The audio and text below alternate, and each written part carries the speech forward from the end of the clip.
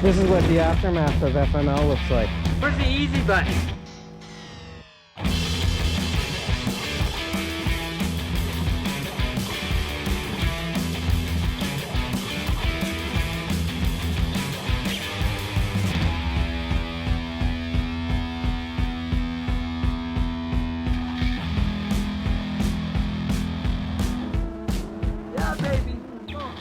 Today's episode of In the Cave with Valley Rally Enduro is brought to you by Beta Canada, our number one choice when it comes to riding the best enduro bikes on the market today.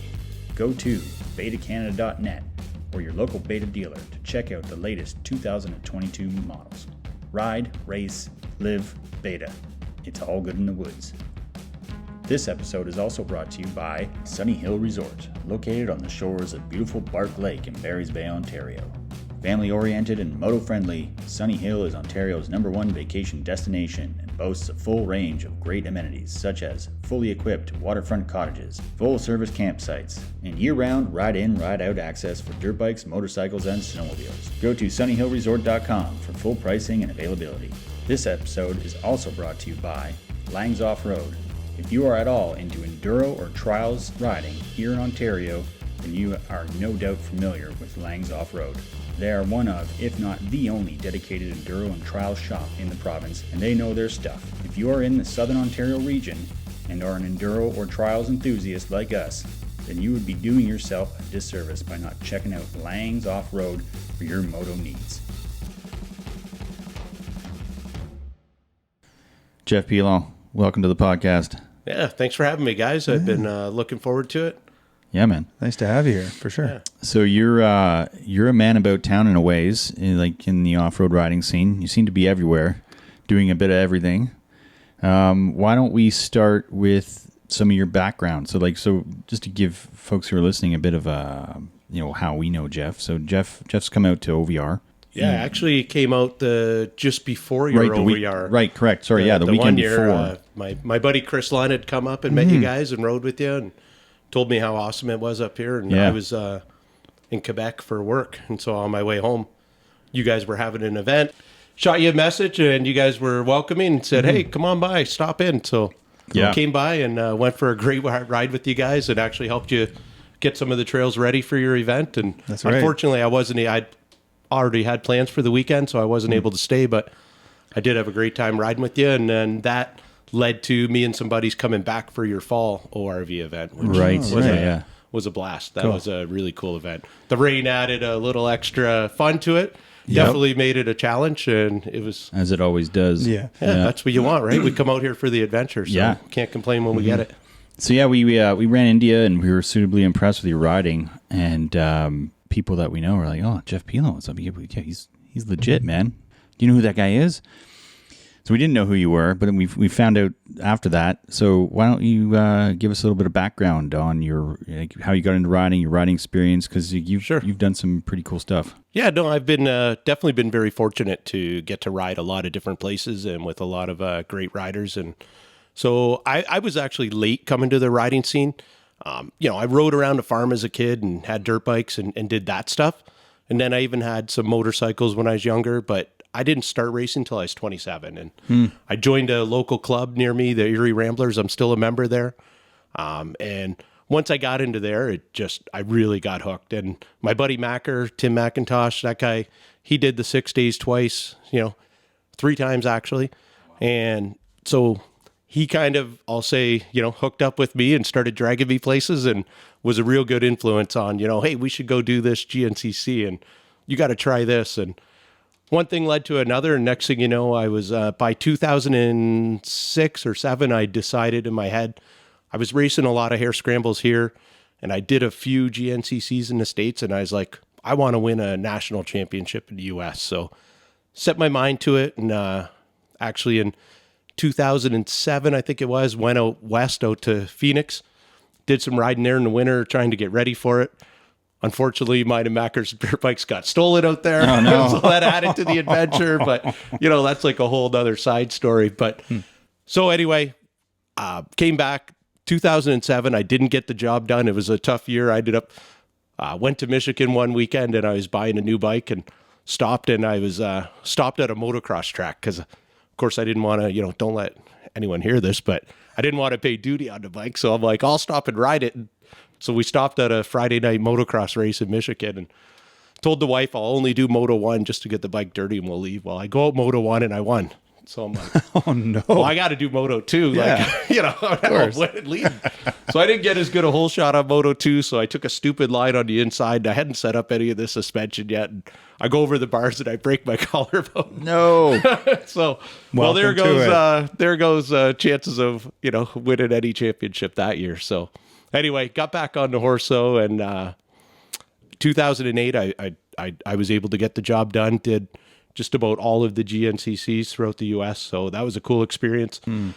I would literally leave It's a big commitment, right? It's a big commitment, yeah, because, Florida, Georgia, the Carolinas, New York, West Virginia, all over. And it would be, sometimes they'd plan like a week with the family or a few days, and other weekends, because it was just like, hey, I got to get there and race and get back, and I can't afford to be gone from work anymore. So I'd leave Friday after work, drive, race Sunday, drive home. If I had to, I'd stop and sleep, but be back at work for Monday morning. Wow.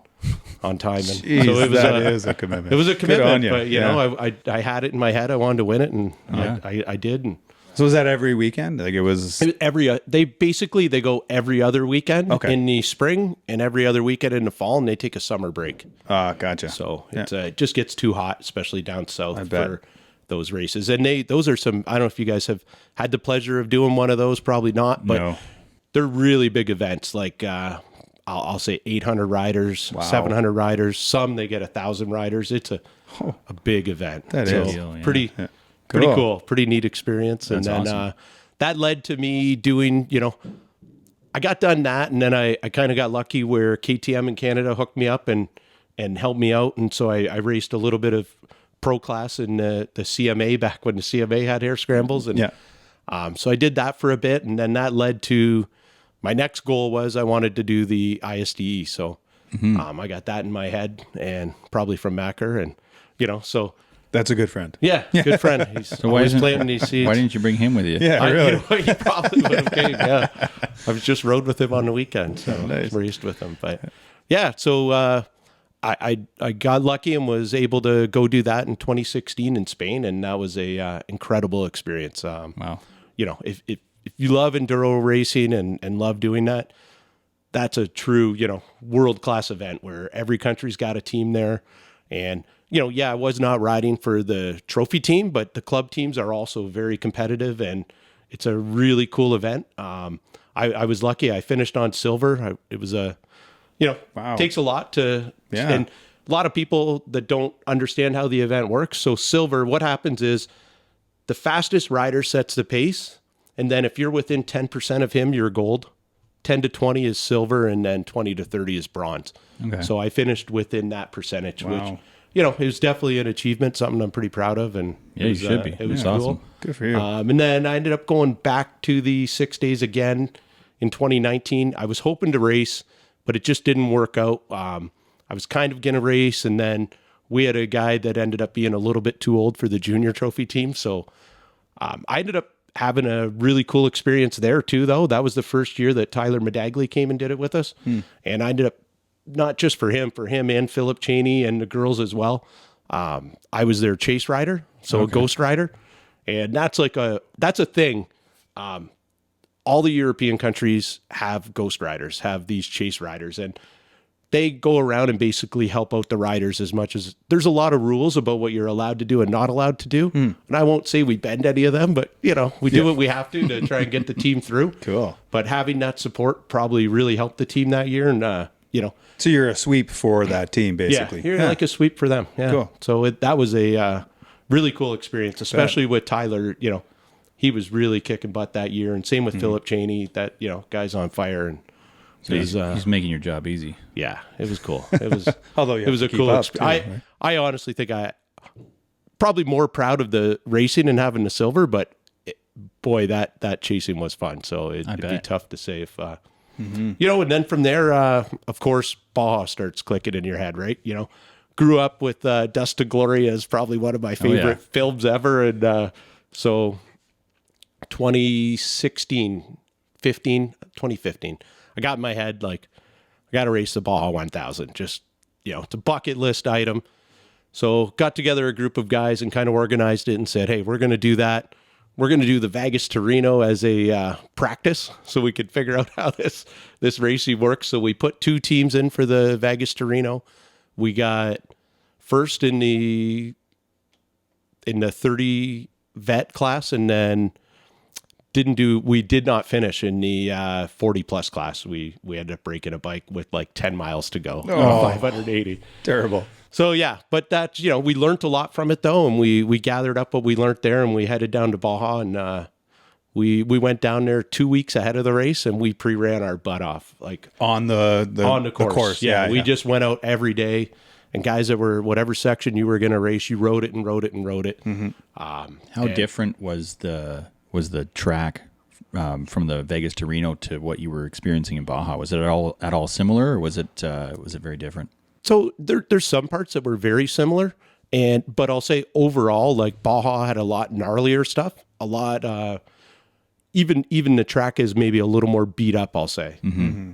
So yeah, the Vegas to Reno was pretty cool in its own right, and very similar to Baja, but definitely a little different, and a really fun event. I really enjoyed the Vegas to Reno. I thought that was a blast. So that one, I'll definitely go back and do that one again, and probably even the 1000 too. I'd like to. So how many guys on your team for the 1000? We did 5 riders. Okay. Yeah, and it was cool. We ended up finishing second in the 30 plus pro class, but we did have a long day. I bet. Meaning so this, I get it. You can't see it on the podcast, but you guys can see my shoulder, that big bump there. So Oh yes. I early on in the race came around a corner, uphill left-hander, and a guy had fallen right there, and I hit him, and then hit a cement wall. Oh. And broke the 3rd degree tear of my ACL in my shoulder. And definitely had a bad concussion. Then I had to ride 80 miles to get the bike to the next guy. Wow. You got back up. Yeah, I got back Good up and for got you. the bike to him. And then another guy on our team, Brad Dixon, he was probably one of the one of the fastest guys on the team, and he was hitting a section through an area that's pretty wide open, and was on the gas and must have caught a rock or something and hit the ground, and he's not sure if he was out for 5 minutes or 10 minutes or 15, but he was down for a while. He went to sleep. Yeah, wow. But and you got to understand, at some points in this race, you are in the middle of nowhere. Oh, yeah. Yeah. You can't see no one. No one can see you. You're just out there. So it's a different feeling than racing a enduro or a race where there's always someone coming and always someone around the corner. When you're in these desert races, you are on your own out there. It's it adds a different element to it. And I bet. Especially when you get out there nighttime at night. Yeah. That's what I was going to say. You get out there at night, you're 2 a.m. and there's nobody. And then, especially like we had a couple problems like that. So now we're maybe a little behind where we'd like to be on our time. And now the trophy trucks are catching you. Yeah. And so you're out there in these monster trucks with these lights that are just unbelievable. Mm-hmm. And when they're coming, just get out of the way. Yeah. Like, don't pull over, get out of the way.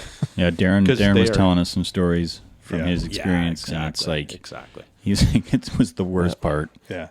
And then that led to some other cool experiences. I've been really lucky as well to do like the Rip to Cabo with Cameron Steele. Nice. And those guys like Johnny Campbell and Ricky Brayback was there with us. And, Sweet. some really good guys. Cameron's got a whole crew of guys, like some usuals like Barry and all these guys that go every year. And they're just solid guys. That group. That ride was an amazing ride where we got to ride incredible trails. They put a lot of effort into going out. They're out there right now. They were last week, I seen, out pre-running and setting up some areas because they're heading out in May to do their Rip to Cabo. Okay. And they, the cool thing is, like, they'll go out and they'll actually make some new trails that no one's ever ridden before and introduce that as part of the ride.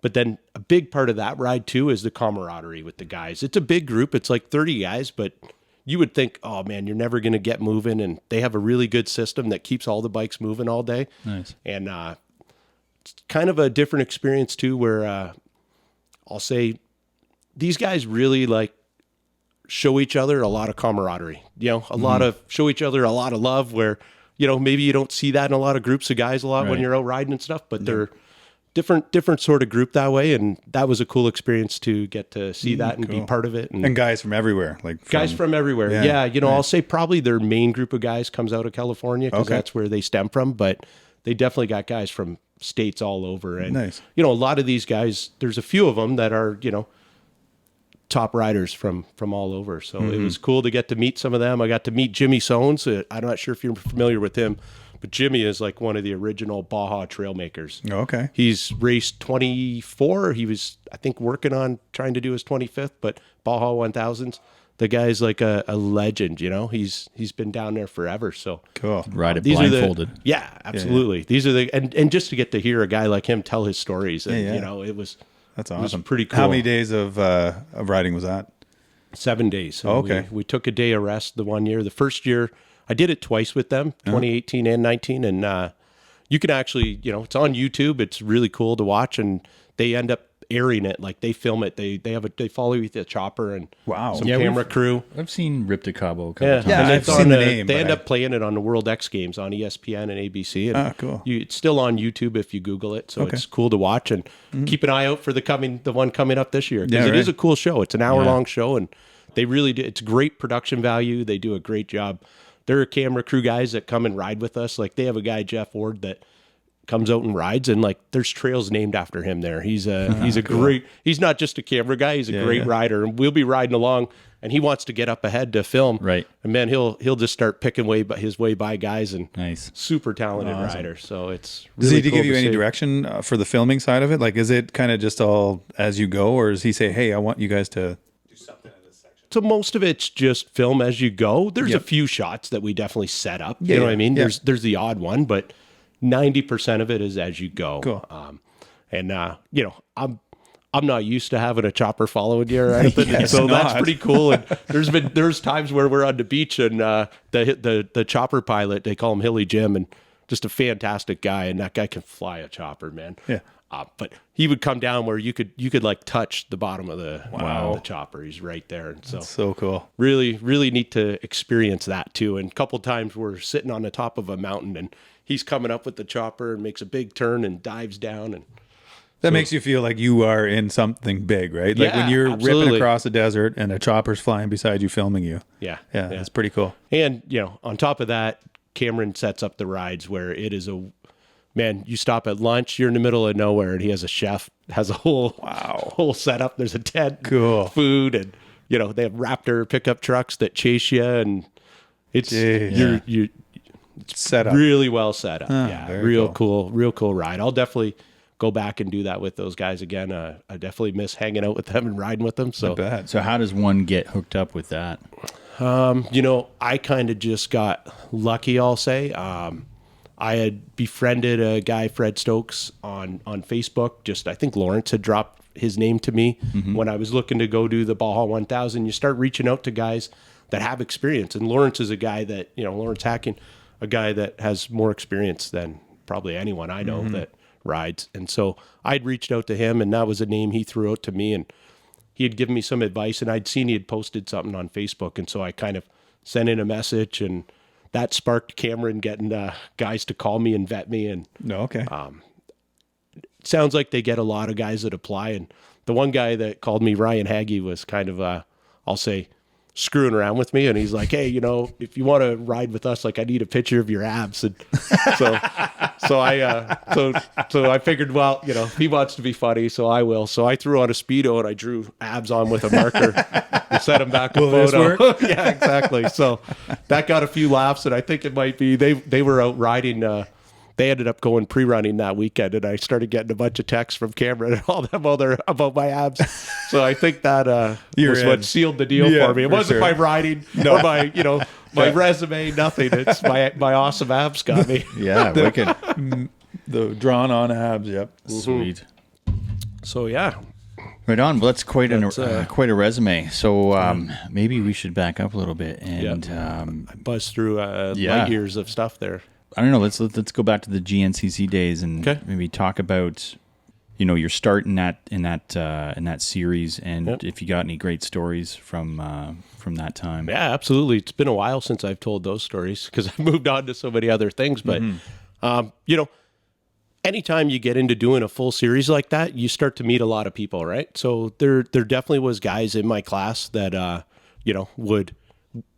we came down to where we got to know each other, and we were the guys that were trying to win that championship. So started seeing each other each week and had some great races where you're out there 2.5 hours and you and the same guy are passing each other 4, 5, 6 times. It's like, you got to stop and fuel, and then you find the guy again. And it's really cool when you can have that kind of competition and over that big of an event, and not guys that you normally ride with. These are guys from, I think the one guy was from New York and the other from down south. So definitely not guys I knew every day. And another good memory that comes to mind is I was at a race and my wife and my daughter were there with me, and I was actually winning. I'm leading the race, and I think I was on the last lap, and it was a muddy race, but I was, picking good lines the whole day and getting around. And I come around a corner, and one thing you got to watch for in GNCCs and probably a lot of racing like that is guys holding beers. If they start pointing you to go a certain direction, don't do that. No, don't do that. So, of course, I make the rookie move. I'm coming around, and there's kind of a sweeper. You got to go left and go around something and go right, and they're pointing me to cut through. Go this way, go this way. I'm like, good idea. All right, yeah, that's a shortcut. Hop in through the bush, and there's a big mud hole. Now I'm already going that way, and I'm like, well, I don't want to turn around. I'll lose too much time, so I gun it. I sunk right over the seat. Oh, no. I'm in mud over the seat, and it ain't going anywhere.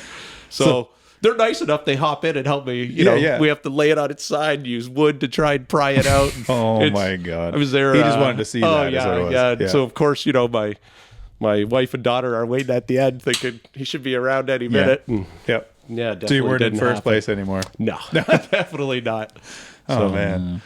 Luckily, cool. it didn't cost me the championship. I still, you out of 13 races, I think they only counted 11. You had like 2 throwaways. Right. So meant I had to go to another state and do one, but Jeez. it was still worked out. So Yeah, cool. yeah. So I don't know a whole ton about the GNCC series, Yep. but I gather just from our conversation here that it's pretty much countrywide in the U.S. So you're going from state to state. Mostly, to state. They don't do the western states. Okay. They stick to the eastern states. Still, And, that's a lot of territory to cover. a lot of territory to cover. Yeah, definitely. And I mean, what were some of the challenges, especially when you first started? So I can imagine the logistics alone were something to get over. Absolutely. It's, it was a lot of driving to get down there and, getting set up where I had a van. So I was living out of a van all the time. And So the wife wasn't with you every weekend then? no, not every week. She only came to a few, just because it didn't work out good. She works full time as well. So it's not a easy thing for her. And we had at the time my daughter was,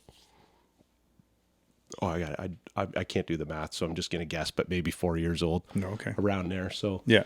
it didn't make sense for both of us to go every week, and but luckily she let me go. So Yeah, that was supportive, awesome. for sure. Yeah. So when you started racing for the GNCC, were you kind of already like a favored rider, or did you have to build up to that? I definitely was not, any kind of favored rider. I was starting to push a little harder where I was working at it more and kind of had set some goals, but I definitely was not any kind of favored rider. And, once I got into it, I just had to build my speed up a little. They're a fast paced race. They're a very open race. They're not a real tight woods. They will throw some woods in there that it's a little bit tight, but it's definitely kind of a cross between an enduro and a motocross race. So Interesting. It's a neat event. Right. Then after that stuff, I sort of switched gears to more tighter woods, and doing the enduro stuff is kind of what I enjoy a little more now. But Right. Is that what you're into right now? I just did a sprint enduro on the weekend, which is definitely more motocross than it is woods. But so I still, and I did a motocross before that in Michigan. I did a District 14 a few weeks ago. I think even as a off-road rider, if you're an off-road rider that wants to carry some speed and sort of get it going, motocross and those sort of open races like that are a good way to get your speed up. Yeah. I think you just get used to going fast. More where comfortable in the with woods. that, You're typically not going that fast. So by racing some motocross and racing some even just some grass track type stuff, right? And that's like the ISDE is a lot of grass track and open sort of stuff like that. Like the test that The transfer section there is really tight stuff. But the there's a rookie move. I guess you're supposed to put your phone on vibrate. Hey? Oh, man. This round's on Jeff. No, this is awesome. Yeah, listen. Yeah. It is only a podcast. That's fine. Yeah, we're not that big time yet. No. I do Beers think that's cracking, phones going. That's all good. Cool, man. So, as you progress through GNCC, how did it work for you when it came to support for your races, like from sponsors or you know? Yeah, you know what? I got really lucky where I did have some shops that were jumping on board and helping me out a little. So, you know, I'll say even like Recluse Clutch, they've been on board with me for a lot of years and helped me out. And then we had some local dealers that were helping me out back then. Nowadays, I've been really lucky where John Nelson at St. Onage, he's really good to me, helps me out a lot, you know. So he's always taking good care of me. And the guys at OG Goggles these days, they're a local, and I love supporting local Canadian brands, right? Mm-hmm. Call Us Moto now. Tyler Medagli's got his gear company, which I've got some of his gear. It's fantastic. OG Goggles is also doing gear. Both those are Canadian companies. You know, guys that own them are racers that race in Canada, and they're building products and selling them. So nice. Right on. I think that's a great thing to support. I agree. Yeah, Canadian for sure. guys. Yeah, we're all about supporting local companies and businesses. I mean, it's kind of one of our big things. Yeah, for sure. And we do it as much as we can. Yeah, that's awesome, man. I love it. Right on, man. So we go from GNCC. You kind of do your thing there. Yep.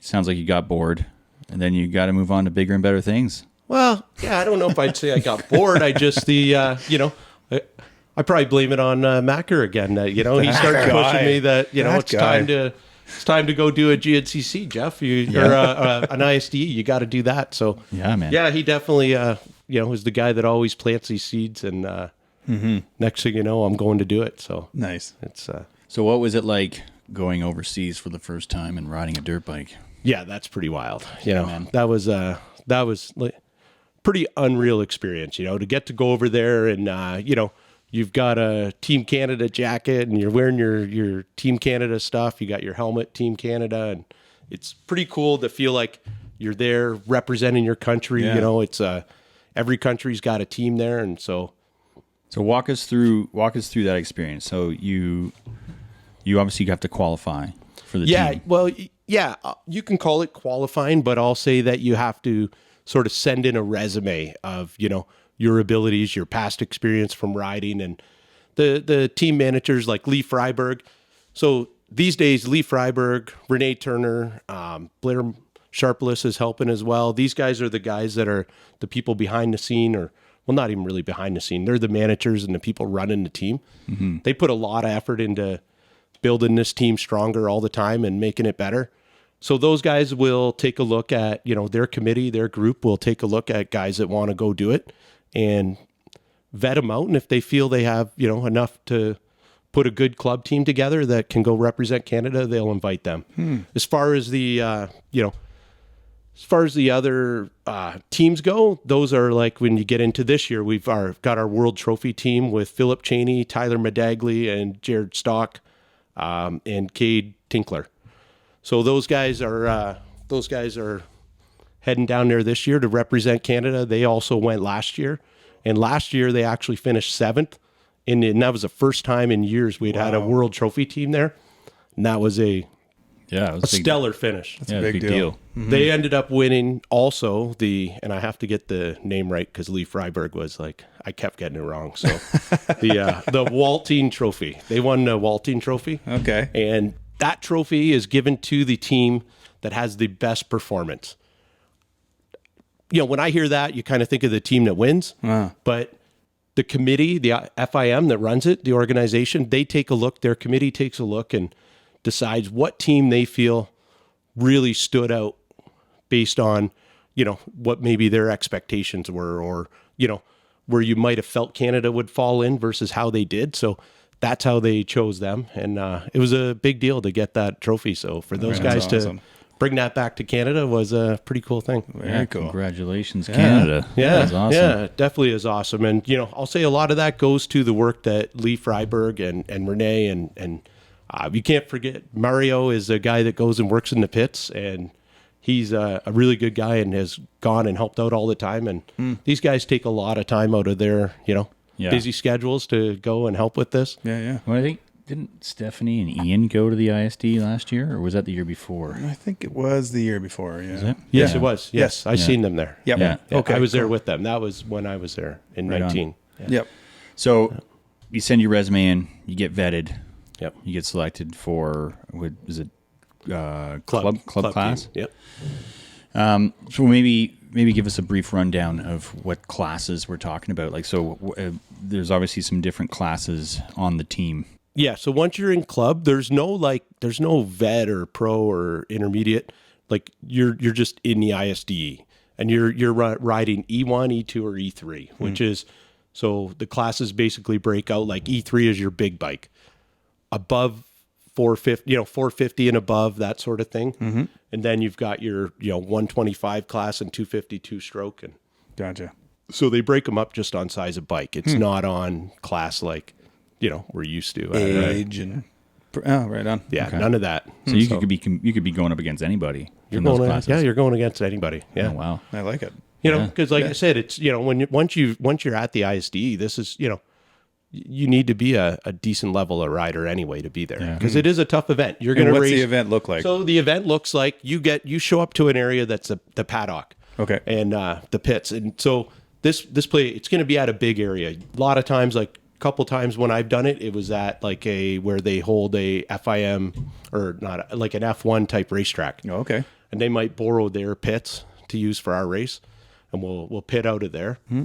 Because what happens is when you come in, I'll just go through a normal day of racing there, right? Sure. So you've signed up now, and Canada has its own area set up in the pits. So we've got a tent and all that sort of stuff, and our bikes are stored there when we get there. But before the race, our bikes have to go and get checked in. So they get locked in what's called the Parc Formé for the night, because you're not allowed to, and they do this at the Corduroy Enduro to kind of give you a flavor of what it's like at the ISDE. So you're only allowed 10 minutes in the morning and 15 minutes at night to work on your bike. So morning comes, 5 minutes before your 10-minute work period, you're allowed to walk in. I'd get a couple 8-mil bolts out of my bike. And that's it. So 5 minutes before your time. So your start time is kind of based on your number, right? It's called a row. You're on a certain row, and every minute another row starts. But 5 minutes before your 10-minute work period, you go into the Parc Formé and you grab your bike and you wait at the gate. As soon as 10 minutes starts, because the morning work period, you're not working in your main pit. You're working in a small pit right before the start. So the Canada will bring like a little work cart out there for you. So you set your bike up, and on your way, if you accidentally start your bike, you're disqualified. You're not riding no more for the whole week. You're done. So you can't start your bike until you're on the line and your minute starts. If your bike starts before that, you're disqualified. If you're working on your bike, and let's say it's on a stand and I knock it over and you catch it, I'm disqualified. Because somebody else touched it. Because someone else touched it. Wow. So they now do allow people to do certain things. Like I think you're actually allowed to change some fluids and do some stuff, but you can only touch those specific things. So they are very strict. Your tires, you have to change them off the rim and put the same rim back on. The rims are marked with a little bit of paint and they match your bike number on there. So it makes it kind of neat. It's a whole different thing on its own. But so now you go up and, you've done your 10-minute work period and you're leaving. Your minute comes up and you leave. So you ride transfer. Transfer is just going to be some trails, some stuff to get you to your test. The test is what counts as your time. And they're going to do maybe 6-7 tests in a day. And along the way, there's also they have like a timed area where you pull up, and before you get to that, and they call it a check, before you get to the check, your country, like Canada or whatever country you're racing for, will have a small tent set up. So as a racer, you're going to bring a volunteer to come help you, and then we station them at all the different checks throughout the day. So when you pull up, you start looking, because every country's got a tent, so you're looking for the Canada flag. Okay, there they are. And you try to ride a pace. So I'll say like a good if I was telling someone that was going there to do it, I would recommend to them, ride at about 80% of your ability, because you want to get there. And that's usually that, for a normal average kind of A rider, that'll get you there probably in a good time. You want to get to that check so you have maybe 10 minutes to spare before your minute comes up. If you go through before your minute, you're getting penalized. If you go through after, you're getting penalized. So you get there before, you stop at the tent, you're going to have maybe a little quarter piece of sandwich and some water, and go through your bike, make sure it's okay, and now you go again. And throughout the day, as you're working your way to all these checks, you're going to do test. And a test is just a 10, 15-minute race. An enduro, a cross country, and you get the idea. They're just a timed little race. So that's kind of how your day goes. And when you get in at the end, again, you're going to wait to get into the pit for your 15-minute work period. You'll probably be there 10 minutes early too if you're running that same pace all day. And then when you get into your pit at night, that's when you're really trying to get your work done. So you might change a tire in the morning if you couldn't get it done the night before, but you're trying to get your tires changed. So I'll say an average time, you want to be able to change your tires in 4 minutes. Wow. On and off the bike, off the rim, new one on. You got about, some guys can do it in a lot 15 less. minutes at night. 15 minutes. To do everything you need do to everything. do. Wow. Oil, tires, filters. So what happens when your bike is not running right, and in the morning you can't start it to make sure that it's running right again? Yeah, so we've definitely, as Team Canada, I've been there to watch and seen I don't think it was Shelby Turner. I think it was one of the other girls. No, it was Shelby. Shelby was on the line, and she went to go, and luckily Philip was on a minute just after her.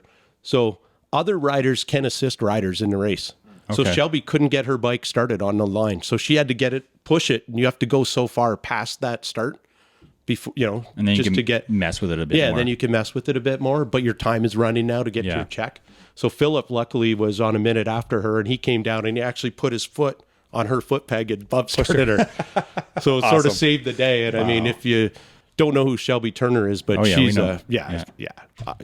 obviously, she's like the top female rider in Canada. Yeah, absolutely. Yeah. She's a phenomenal rider and a great person. And her mom, Renee, who helps with the team, is a fantastic person. And her dad, Trevor, too. Great people. She just placed in TKO this year, did she not? Yeah, she's her enduro. Did she win the women's class or something like that? Yeah, she's won the, I might be getting this wrong, but she's at least once, maybe twice won the championship for the U.S. enduro class.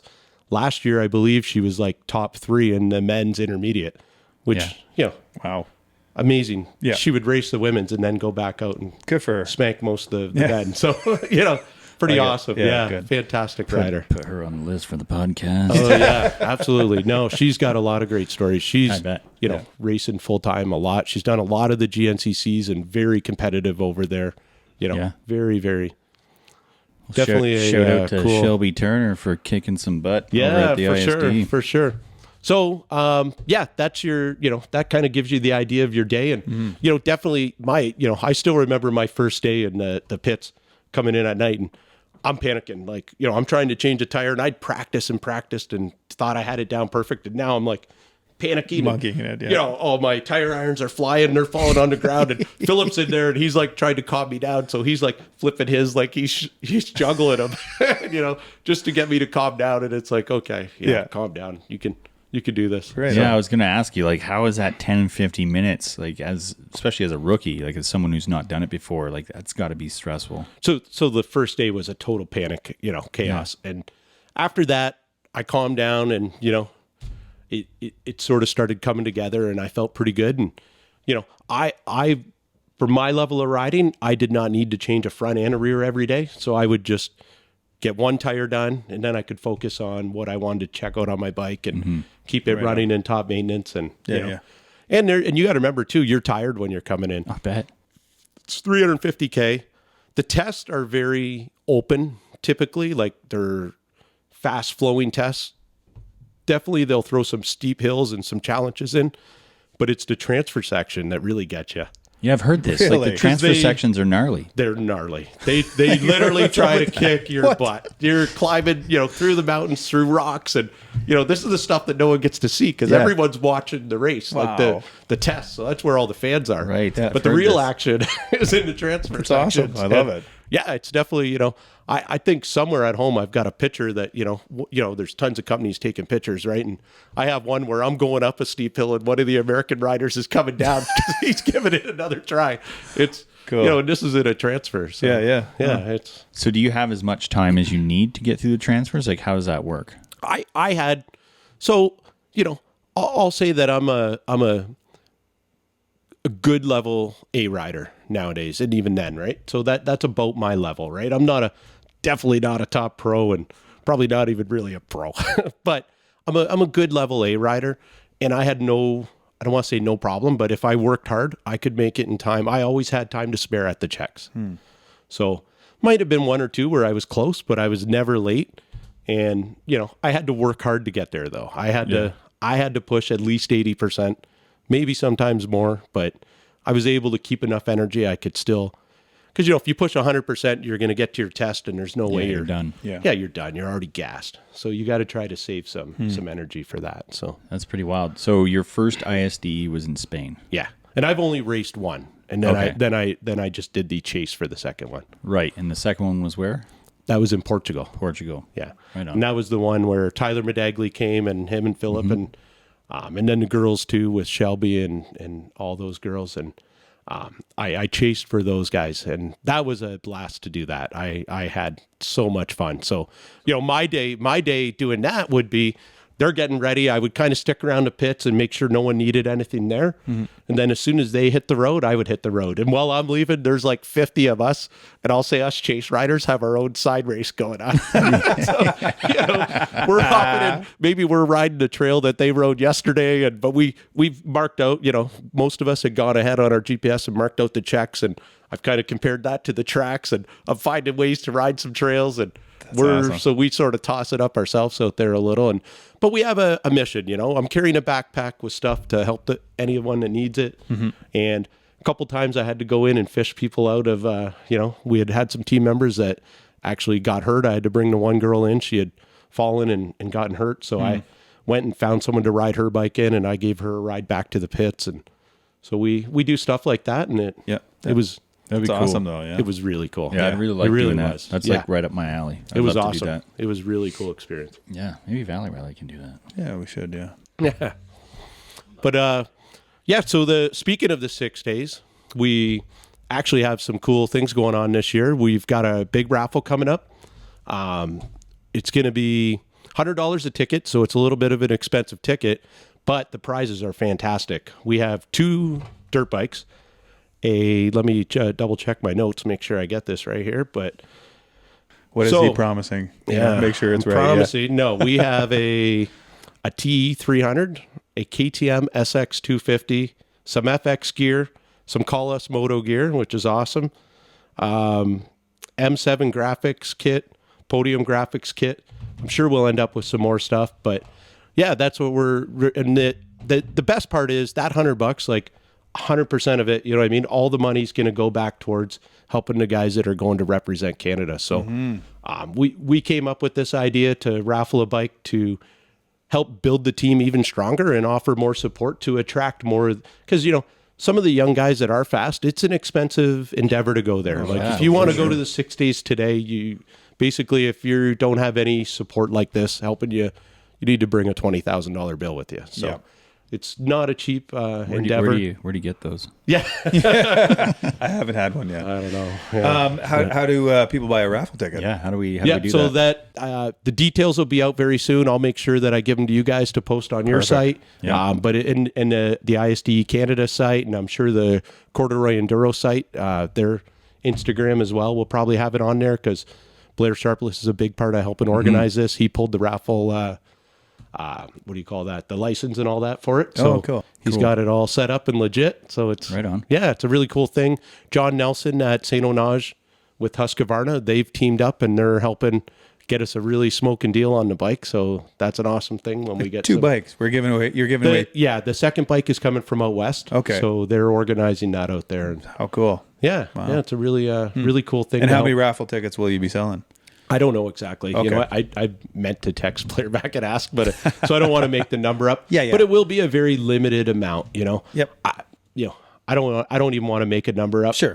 But the reason it's expensive is because it's a very limited amount of numbers. So your odds are really good, especially when you got 2 dirt bikes that are being given away, It's, Well, not just that, but I mean, you're supporting the team going overseas. Yeah. And if all the money's go, like if you give $25, I mean, okay, great. But $25 is not even going to buy them a sandwich in Europe. Let's be honest. But too, I think a lot of people buy, $20 worth of lottery tickets every week, right? Exactly. Yep. And this is your odds at that are 1 in millions. Yeah. Where this is going to be 1 in hundreds. Yeah.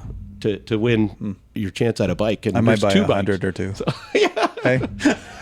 You might have to do the math on it. It might be cheaper to buy Wait a minute. Yeah. buy a bike. But hey, I'm not, I'm no accountant. But if you buy it outright, you're not supporting Canada, right? That's right. Yeah, exactly. No, I'm sure they'd appreciate it. Yeah. So that's really cool. No, that's awesome, man. We love nothing more than and we'd love Canada to do see well that. like Our goal really, and I say our goal because I do sort of help with these guys a little. I keep in contact with Renee and Lee and these guys, and the goal is to build this team even stronger.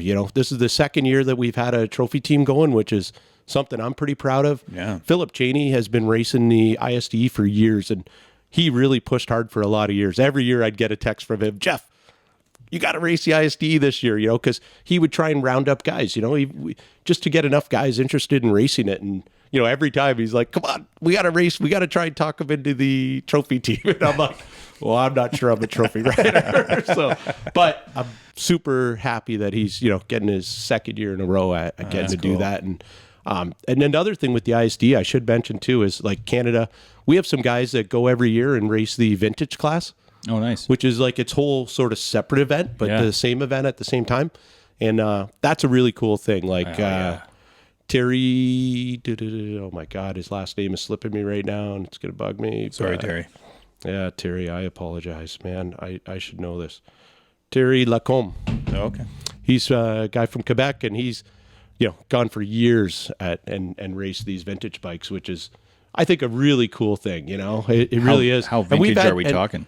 There's different classes, but some of them are 70s and 80s. So because technically vintage is like 95 right now. Yeah, no, that's definitely not what they're racing. They're definitely racing. They're racing like the older Can-Ams and stuff like that.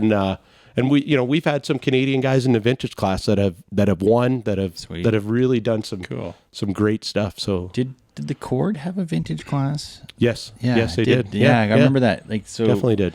The last year we were there, which I think was 19. I think Lance Webb. He didn't have like a sweet ass like Can-Am or something like that. He did, yeah, you're right. And it was like sitting there lined up with all the other vintage bikes. It was mint. It was very cool. I love checking those bikes. Oh, they're so awesome. cool. Definitely cool. Yeah. They're definitely, and that corduroy is a great event, and especially for guys that think they want to give the 6 days a try, go and ride that corduroy, because I'll say it really is, to me, reminiscent. Yeah, you don't so much have. They do the work time in the morning, so they're kind of trying their best, and it is very similar. It's probably out of any event I've done in the U.S. or Canada, anywhere, that one is the closest to what an ISD really is like. Yeah, it sounds and the like terrain is very, much like your terrain around Sunny Hill Resort here. Yeah. It's good stuff. It's definitely a world-class terrain. It is, yeah. You guys... It's no joke, that's for sure. No, it's no joke. The terrain here and there, it's basically the same area, right? And, it is. This stuff is definitely no joke. It's I think cool. we have the only difference between what we ride here and what the Cord rides is we have a little more elevation, and that's it.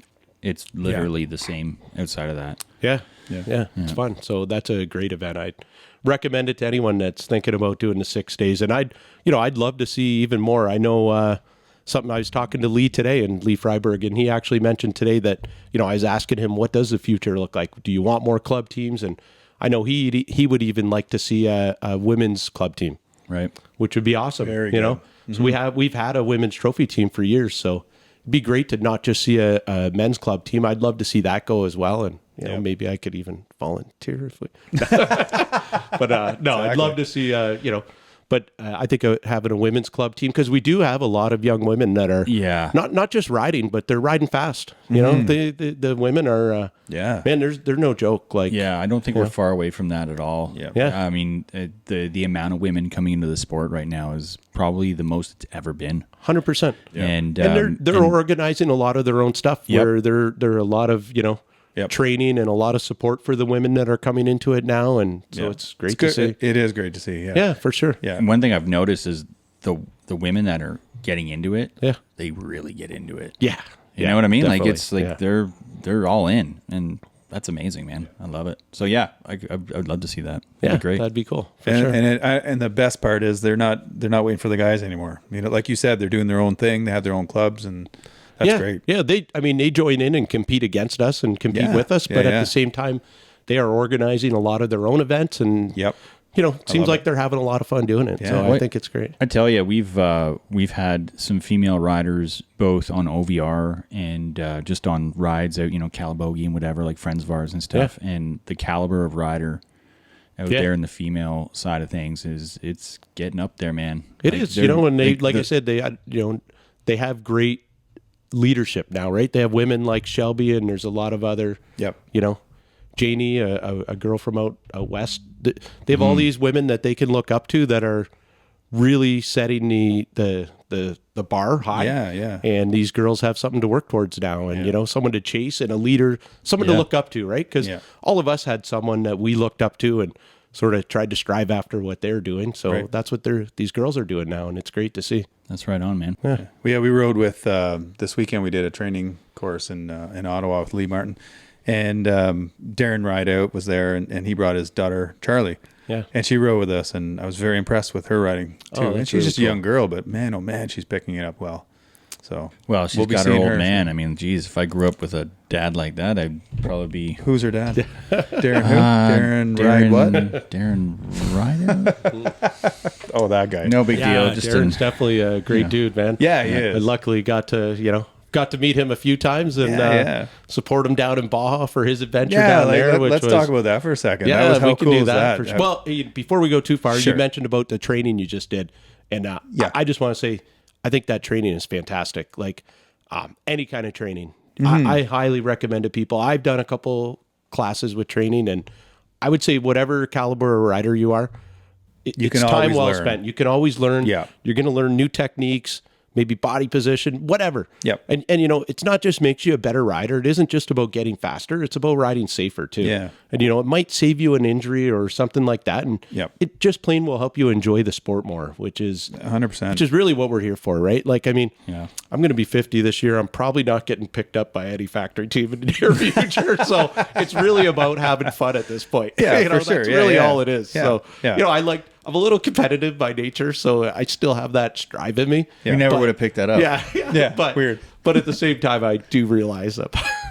But okay, back to Darren. Yeah. That was, just the idea. So all of us back at home watching, and I think we have a running joke about this Jeff Pilon guy. Yeah, he's everywhere. So it kind of started. So when we first met you, it's like you were here, and then you were kind of somewhere else, and then you were just kind of everywhere for a little bit, and then. So we're watching. Jay's watching the Baja live feed. Yeah, like I'm in bed at this point. I'm back home. Jay's like down here. Like I'm gonna keep watching because we were expecting Darren to cross at a certain point. And it's a long race. That was an exceptionally long 1,000, and that was brutal. Really last 100 miles for him was brutal. So Jay's trooper, he stayed up. He's like, no, I'm gonna wait for him. I'm gonna wait for him. Yeah. And I'm watching the live feed, and I have all my tabs open, and I'm watching him on the GPS, app, and I'm watching the video on YouTube. I'm watching it on their actual website, and I can see him in the background. And there's somebody so slow, and I mean, good for them. They finished it, but like, come on, our buddy Darren's behind. Get out of the way. I'm watching. And as I'm watching, I'm like, oh my God, there's Jeff Pilon back there. How the hell does he end up in Baja? What the hell? Yeah, well, it's cool. I'll say it was no coincidence. I'd been talking to Darren a lot before he went, and he had sort of picked my brain since I've, raced it a few times and did some rides there. And so He'd picked my brain, and I actually lent him some gear that, you know, to use for the, That's for right. the race. Some Here equipment. at Follow VR. I brought some stuff up to him here and hooked him up with that. And so, you know, then that got my, you know, don't take much for me to get an idea boiling here. So next thing you know, I'm loading some 790s in the truck and hauled them down to Phoenix and then rode down. And we actually met them in Ensenada before the race and spent a night there with them and had a great time with him and Tim. Him and Tim and Keith were there, and they were having some clutch trouble. Right. So RJ and I sort of rebuilt the clutch for him and got that working good. And very cool. so we met with them there and had a blast, and then we went off and had our own sort of adventure riding down, which we'll get to. Yeah, we'll leave that one for later. But so on the way down, the whole plan was that we would, you know, try to meet up with Darren when we could. So we met up with him a few times, and really we wanted to be at the finish when he came in. So we were pushing towards down at the south end when we met him. Yeah. And right when he got to where he had maybe the last couple miles, 2, 3, 4 miles, was street going into the finish line, and there's a spot where the track comes right out to the road there. So I knew that, and we'd been watching where he was and watching him on the tracker. And so I took off on my bike and, you know, no helmet, I'm wearing flip flops, and it's middle of the night. It might have been 4 a.m. or something by now. Yeah, it was. So I ride out, and I'm waiting by the street for him to come out, and I knew it was his bike because he had that yellow dust thing over his light. And so I finally see it coming, and he pulls out to the road, and he's so out of it at this point, right? Like he's beat. Fucked. I mean, that poor guy was. Wow, he looked beat up. He looked like he just fought Tyson on a plane. so anyway, he pulls up to the road and he's yelling, "Which way?" And I'm like, "This way. Hey, follow me." He still don't know it's me at this point, but then I'm riding beside him and I got my phone out and I'm taping him, and so now he's cluing in like who it is, and so I kind of followed him right into the finish line. Well, later on, he said that he saw this guy filming him. He thought, "Oh, he must be part of the production side of it," right? He doesn't even really at that point realize it's you. Yeah. And then he finally realizes, "Oh my God, it's Jeff Pilon. This guy is everywhere." Yeah, that's very cool, man. Just to be there for that. It was cool, to get to watch him cross the finish line after such a feat. I mean, that was over 1,200 miles. I know you guys have all talked about it, but it's crazy, man. It really is an epic feat to finish at. You know, that's people can't even, you know. It's hard to understand. I rode 30 2 hours some to hours get here today, and awake. I was just like, Yeah. I can't wait to get off this bike. Yeah, it's unbelievable. It was it's a pretty awesome thing. So I give him a ton of credit. And he's a great dude. He's a very humble, great dude, and great rider. And fun to hang out with. And you know what, Tim, you got to give Tim Letta a ton of credit too. 100%. Because that guy came down and put a lot of effort into helping him out. And you know, Keith came down earlier with them too, and rode with them. And but you know, the effort that Tim put into that, I think, is fantastic. And we've been trying to get Tim on the podcast, but he's too busy doing cool shit. You know, he's doing the California BDR right now, and I know, like guy living the life, that dude. Yeah, he is. He is. Good for him, though. Yeah. I'm envious. I definitely. He's a guy I enjoy spending. You know, I just met him. I'm trying to think when I first met him, but anyway, hasn't been that long though. Just like within the last year or two, and we hit it off. So I'm sure we'll be doing some more rides together eventually. And same with Keith. Yeah, great guys, and he's a good dude. Yeah, they are. Yeah, we met good riders. Good guys. Great riders. Guys, great solid riders. Yeah. They invited me out to Keith's brother has a great place up by Barrie, and they invited me out to their ride this year. And cool. It was a serious ride. Like, I bet. Really tough. So, we had some fun. We met those guys, both Keith and Tim, first OVR. So I guess, you know, I had hooked him with Lawrence early on. It was kind of a fluke thing. I just finished reading his book, and we had just kind of been coming up with the idea of OVR, and I was kind of like, well, fuck it. I'm just going to send this guy a message. Like, I'd already been chatting with him on Instagram a little bit, like told him how much I enjoyed his book sort of thing. And Lawrence is a good guy. Like, he'll reply to your messages and stuff. So anyways, I was just like, hey, man, we're having this event. Would you be interested in coming? He's like, 100%. I'll bring some friends. Yeah. And those are the friends. Those are the friends. You know, like the rest is history. For sure. You know what? You hit it on the head where Lawrence is his experience, his level of riding, the things he's done is amazing. But if you reach out to him, you know, he don't know who I am. And I've reached out to him, and, you know, he knows now who I am, but I've reached out to him when he didn't know me, and he gets right back, and he's helped me out. Like, even when I was playing in Baja, he was, you know, was always had time to answer questions and help me out with whatever I needed. So Yeah, very cool. it was a cool thing. Yeah. Actually, speaking of Lawrence and Baja, when so me and Darren were down in Baja doing it was family vacay, but we were also kind of doing some recon riding for something we'll talk about a little bit later. Have been down there. Yeah, you were down there as well. He is everywhere. He is everywhere. And we were riding by this one point, and Darren's like, "Yeah, this is where Lawrence's, Side by side. side by side caught fire." Oh, And yeah. I was like, "Well, right here." He's like, "Yeah." I'm like, "Whoa, man, Is that right? It's funny. There's signs that says like no fast driving. We have a picture of it, and we're like, "Boo." Yeah, it's out near Cerritos somewhere. Yeah, it's a beautiful area along Yeah, that East Cape. It's really, I love East Cape. Yeah. Yeah, Really something else. dude. The places down there. Yeah. I was like super jelly. I'm like, how do we are doing it wrong? Yeah. We need to figure it out. Yeah, for sure. For sure. Cool, man. There's getting back to the Baja part. Was there not a picture of Big Kev on the back of your bike riding? Yes, it was. That is a Yes, it very was. cool Yeah, picture. yeah.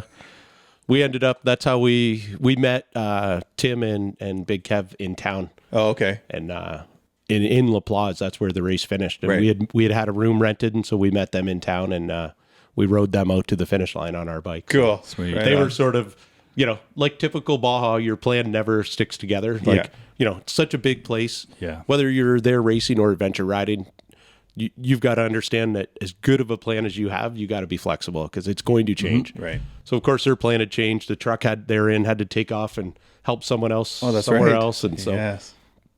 you just got to be able to work with it. It's how it is in Baja. Yeah, for sure, man. It's I've traveled a lot of places, and I definitely got that vibe from the place. It's you got to go with the flow. Yeah, definitely. Cool, man. So Baja. Yep. So we've done some ISDE action. Mm-hmm. Now you got the Baja bug. Yeah, So definitely. how did that happen, and how did you get started in that? Well, the Baja bug came from. I'll say that I probably from the time I was a little kid wanted to go to Baja. I still remember. I don't know if you guys are a little younger than me, I think, but Well, not that much younger. so like Wide World of Sports. Oh, yeah. You remember that show? Yeah. So they used to have stuff about Baja on there, and so I can remember from way back then watching the Wide World of Sports and thinking, I got to get down there and do that someday. And then Dust to Glory obviously was a movie that I probably watched about 110 times. So between that stuff and just the little, because out here like we don't get much news about that. Right. We don't hear much about No. that desert racing. Probably because we don't have a desert. Yeah. But Oh, we you do. know, It's just Saskatchewan. yeah, similar. So anyway, I got that bug and then decided to do that race. And then aside from that race, like I love doing the 1000 and that was awesome. But Baja on its own, just to go there and ride, is a fantastic. In 2018, I went down there with me and 5 of my buddies. Of course, Macker. Oh, I don't think he wasn't even in on that one, believe it or not. But What? anyway, Macker wasn't there? no, I don't think so. What's going on? I know, it's crazy. Don't tell him. But no, so I went down there with a bunch of my buddies, and my dad and one of his buddies came and chased us with the nice. truck. Cool. And so I think my dad had as much or more fun than anyone there. Yeah. But they would meet us in a different town every night. I'd sort of went online and found files and planned the route. And at that point, my experience in Baja was somewhat limited. I did 2 weeks of pre-riding and rode, so I kind of knew some of the towns and a little bit of the trails, but not much. So definitely now I've been there like a dozen or so times, so I've got a nice library of trails and a lot more history in the books that helped me with planning a better trip. But we had that was probably still one of my favorite trips, just to go down there and do that with. And what was that? Was that rip to the tip type thing? No, or it was- we didn't go all the way. Okay. We went down maybe halfway or so, and that was a lot of fun too. Yeah. There's definitely something to be said about going all the way because you get it's kind of a goal to go all the way to the tip. Yep. But if you're just going to ride and see some fun stuff, like probably the north to mid section is sort of that's where the really The good cool gold riding- is, yeah. That's where the Yeah, good yeah. gold is. Yeah. So yeah. Cool. So I'm curious. You've obviously done top to the bottom on Yep. Baja. Yep. A couple times. How few does times. how does the terrain differ, if any, between those areas? Like, does it Different all over. Is it? Yeah, it's different all over. You know, one area you might start seeing a lot of green and I'll say whatever, just different terrain. Like might be some areas are rocky, some are sandy. Then you'll get into areas that have huge cactus. Some don't. Some have hardly any cactus. Other areas, it's like being in a forest, only it's cactus. And I mean, we're talking, some of them are a foot, 2 feet around. They're huge. And then you get into the area like kind of in the midsection near Catavena, and Cameron always calls that the Never Never Land, because it looks like off Dr. Seuss, those little trees that grow skinny and then have a little shoot at the top. I don't even know what they're called, but what the actual But we calls that the Never Never Land, because it looks, you feel like you're in a whole different area when you're going through there. And some areas you get into have big round boulders, so the rock all looks very worn and round, and other areas it's more jagged. And then sometimes you're on the ocean and, big cliffs and stuff like that. And other times you're out in the middle of the desert and it might even be flat. You might run through a big dry lake bed. And cool. There's a little of everything. It's definitely a lot to take in. And the really cool thing about Baja is the lack of rules. Like you really can ride pretty well everywhere, which is rare. It's hard for us to There definitely comprehend. is some private land. So you do have to respect that there are some ranchers that don't want you on their land. But yes, for the most part, it is there's a lot more open area than anywhere else I've ever went and ridden. And, and that's a pretty cool thing. And so, we as riders have to really respect that too. So when you're going through these little towns, we really try to slow it down and not kick up the dust. And, the locals are, generally speaking, really, really supportive of the riding community. And I think generally the riding community does a really good job of supporting them and of being respectful to them. And, I'd always tell anyone going down to, definitely try to be an advocate for being super respectful for these people, because they're letting us ride in their backyard. Not everybody around the world does that. So it's pretty cool. Yeah. When I was down there with Ride Out, he kind of made a point to, whenever we were out somewhere, it's like, we should make sure that we take care of this guy or do this or do that. This is kind of local custom. Like, this is what you got to take care of these people, because, we're riding through their stuff. And and it was like, right on, man. Yeah. Absolutely. And I've had spots where I'll pull up and there's a gate, and maybe the rancher comes out and he's like, "Oh, it's $5 to get through." Perfect. You know what? No problem, man. Yeah. Honestly. And I'll hear some guys maybe complain about it, and I'm like, right. How much is your motorcycle? Yeah, well, guys pay a lot of money to go golfing, and exactly. $5 to ride through you're this. Tip no the fucking problem. golf cart guy with the beers $5. So but at the same time, so I've had and I've had stories there where that trip in 2018, we're on day one, we're riding, and we're out along the ocean, and we're probably 50 miles from the road and 80 miles before we get to the truck and trailer. And the one guy's bike, his sprocket, we just happened to look down at it when we were stopped, and his bolt had fallen out of his sprocket. Oh, wow. So we're like, oh crap. And that's a kind of a rare bolt. Sure, you're not going to have that in your backpack. So we're like, oh shit. So we get riding, and we find this small little town that's way off the grid. It's dirt road to get to it. And these guys are out working on a tractor tire with tire irons. They're trying to change it. Well, changing it. I'm sure they got it done because they're pretty resourceful. But this big guy walks out, he's kind of looking down at me, and I'm trying to tell him I need a bolt. And I don't speak Spanish. So I'm like, El Bolto. And I'm just making a fool of myself. This guy's looking at me, and he's sort of tipping his head, and he looks at me, and he's watching me, and I'm doing my damnedest to try and tell him I need a bolt. And he looks at me and goes, "Do you mean you want a bolt?" So of course we all just die laughing, right? He's been playing with me. But they stopped what they were doing, probably spent 45 minutes. Believe it or not, they found, that's a fine thread bolt, a weird bolt. They found a right bolt, cut it to length, fit it in. And we're like, "Hey dude, here's some money." They didn't want money.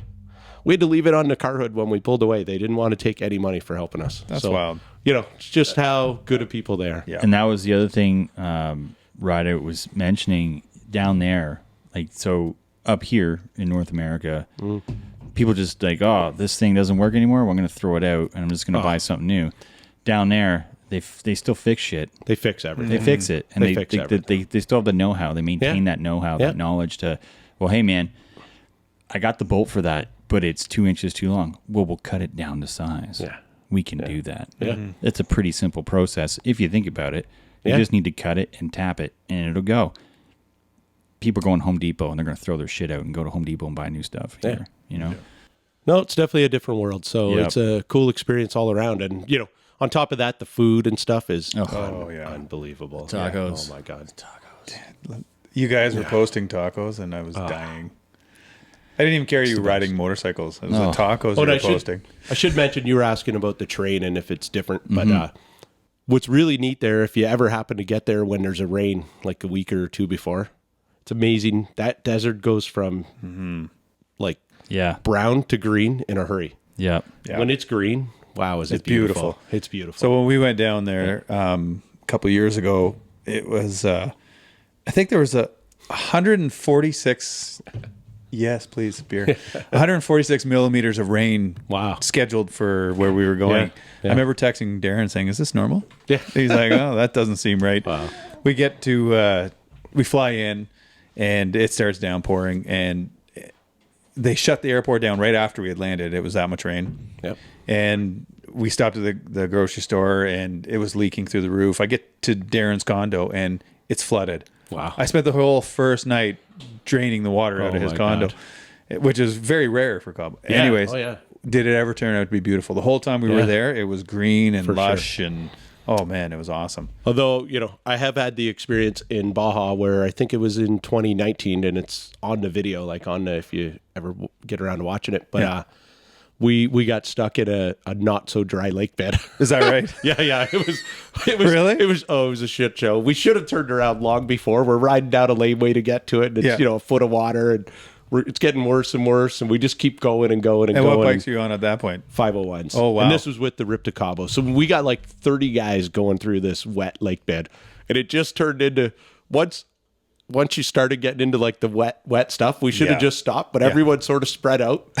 So we're about a half mile wide of 30 bikes just, and I mean, bikes sunk so bad to the point where we had to flip them up on their rear tire and drain them after.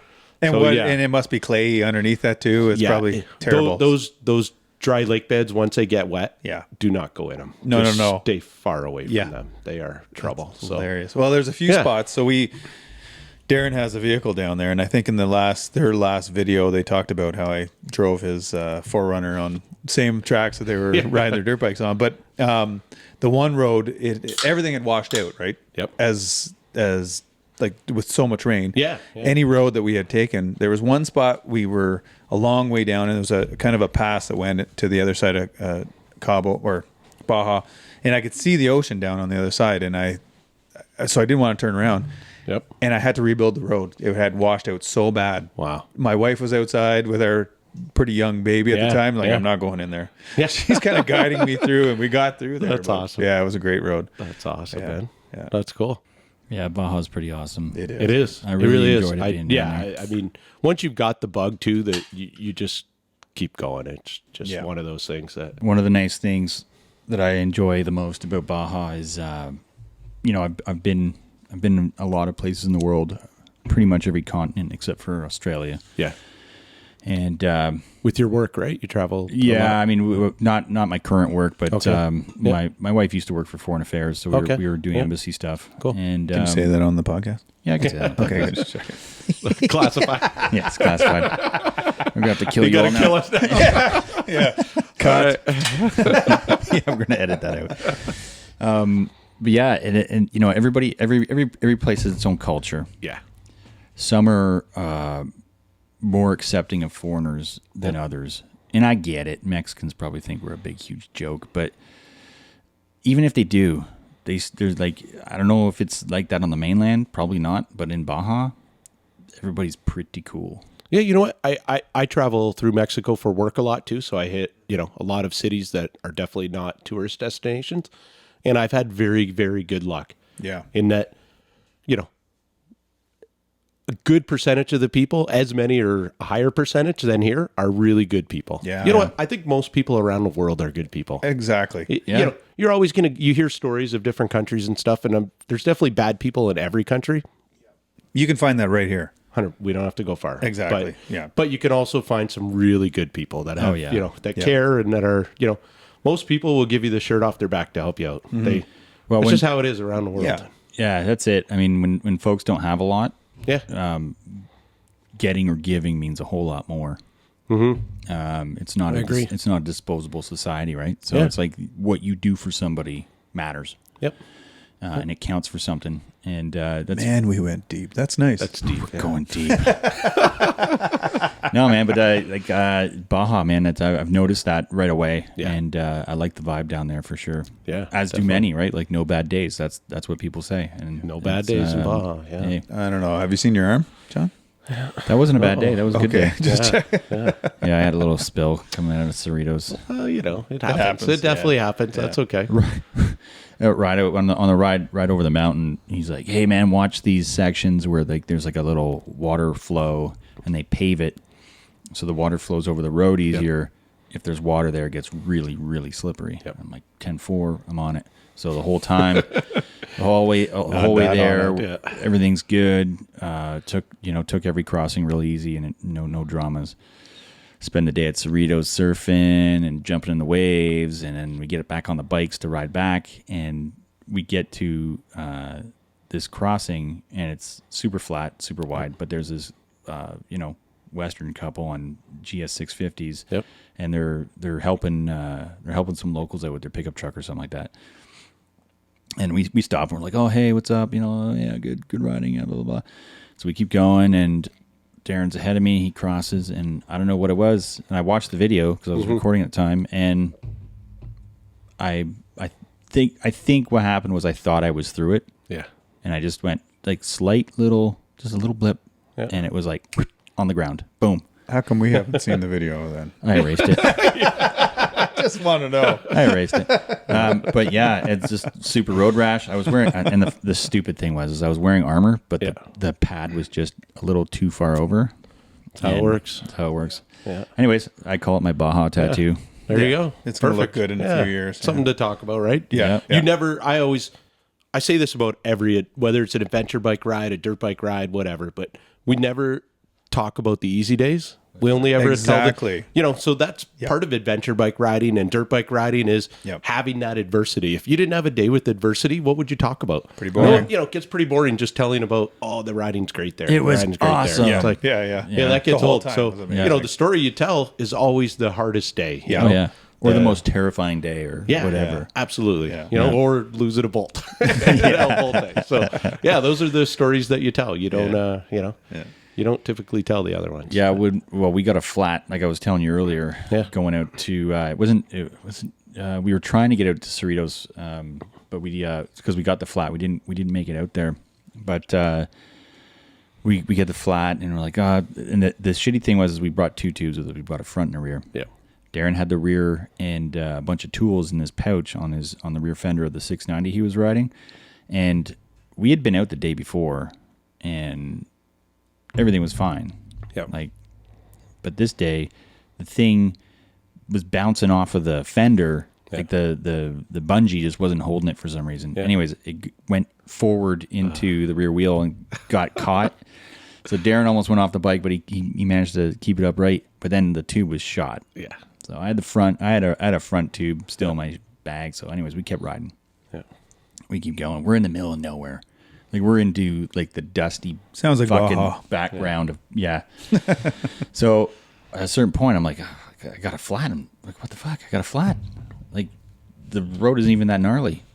So pull over, and we look at it. And we're like, well, we got the other tube. So we go, and we're going through this bag of tools. Yep. No 13 mil wrench or socket to take the fucking wheel lock off or shit. the rim lock. Yeah. And I'm like, Darren's like, that's it. We're gonna have to double you out on the 690. Come back for it. I'm like, no. Come on, we can do this. Like we can do this. And it was just like this process, right? We just were working through it. And the tire was super warm because it's hot, and so we were able to get it off. And then anyways, long story short, we got it fixed without taking that rim lock off. It just happened that the rim lock probably wasn't on as tight as it should have been, which was in our favor. Yep. So we were able to get the tire back on. It was a bit epic at the time. Like we weren't sure how it was going to work out. Yep. But like that was the experience. That's what we talk about now. Yeah. That's And awesome. It was, I don't know. I get off of that shit. Yeah. If there's a fucking challenge, I'm up for it. Like let's Yeah. do it. As soon as stuff starts going, I'm like, okay. Well, and that's, let's go.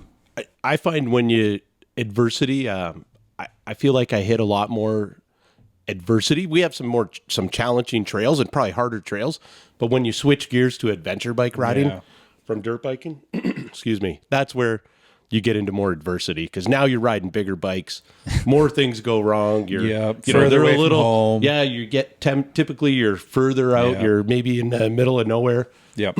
I've been fortunate enough to do a lot of adventure bike rides.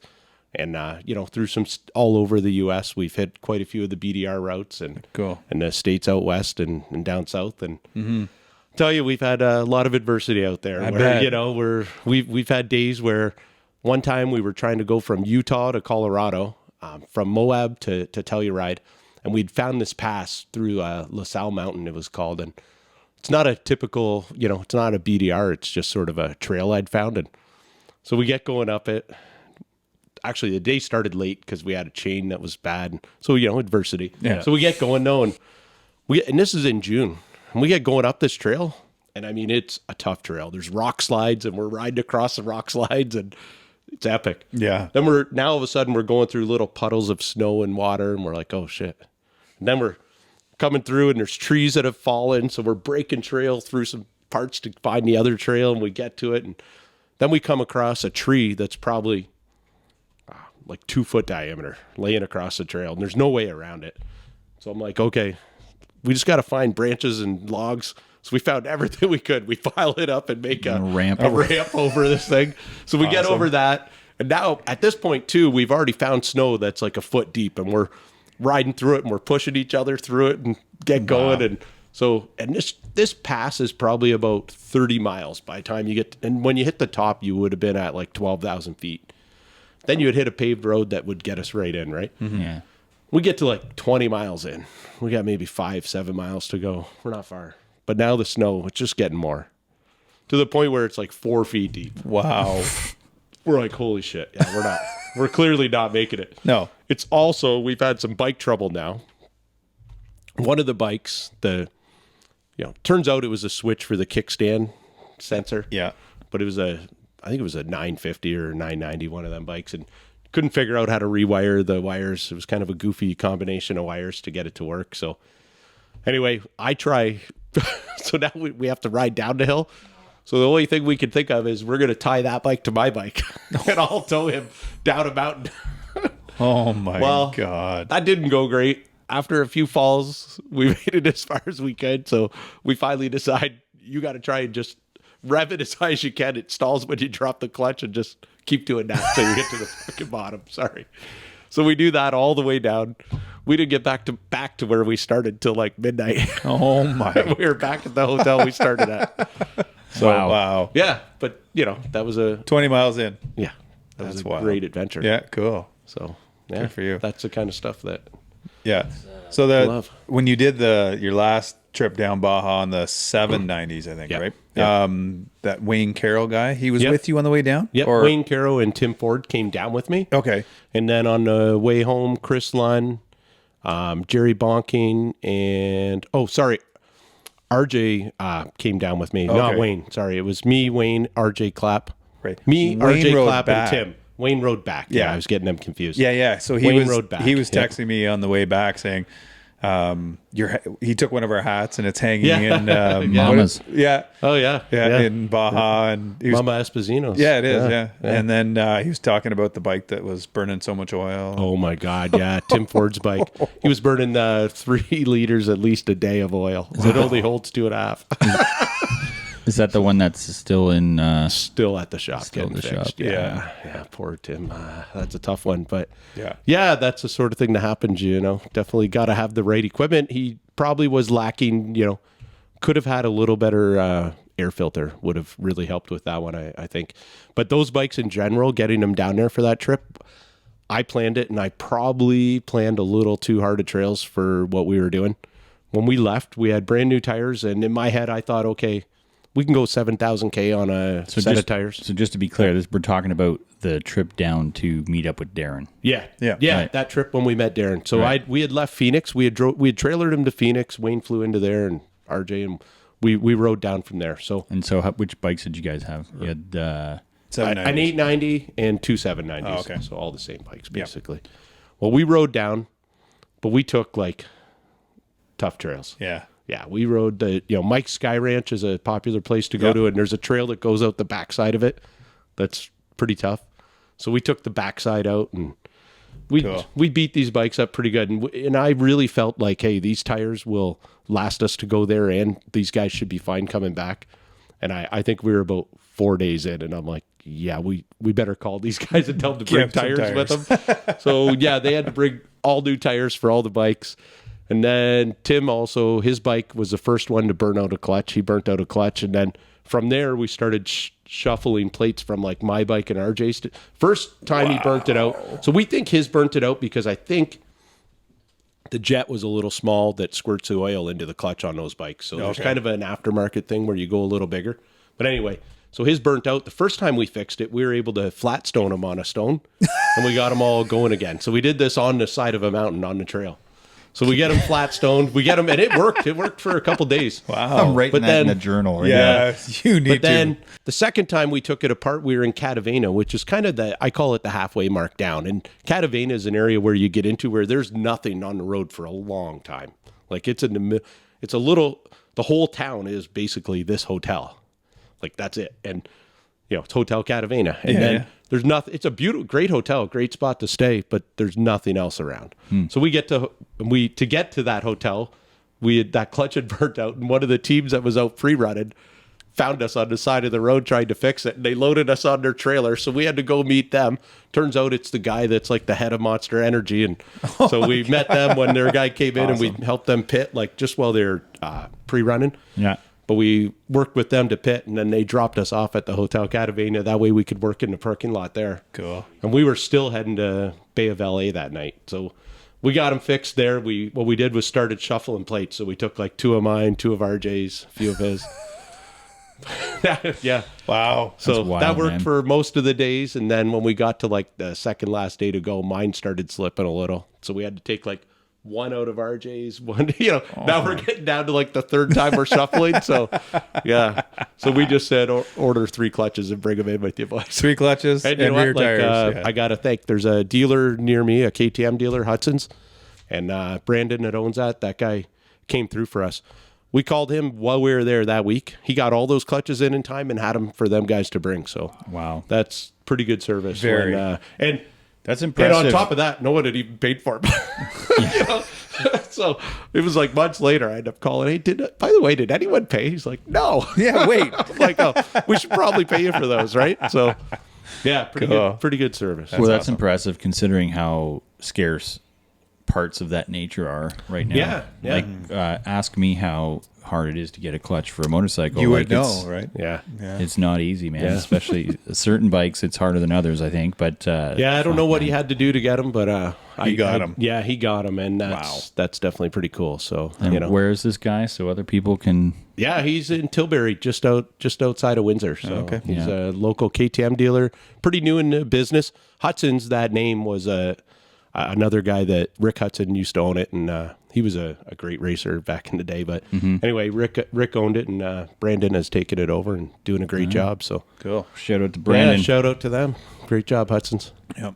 Right on. But So you guys made it down to the tip.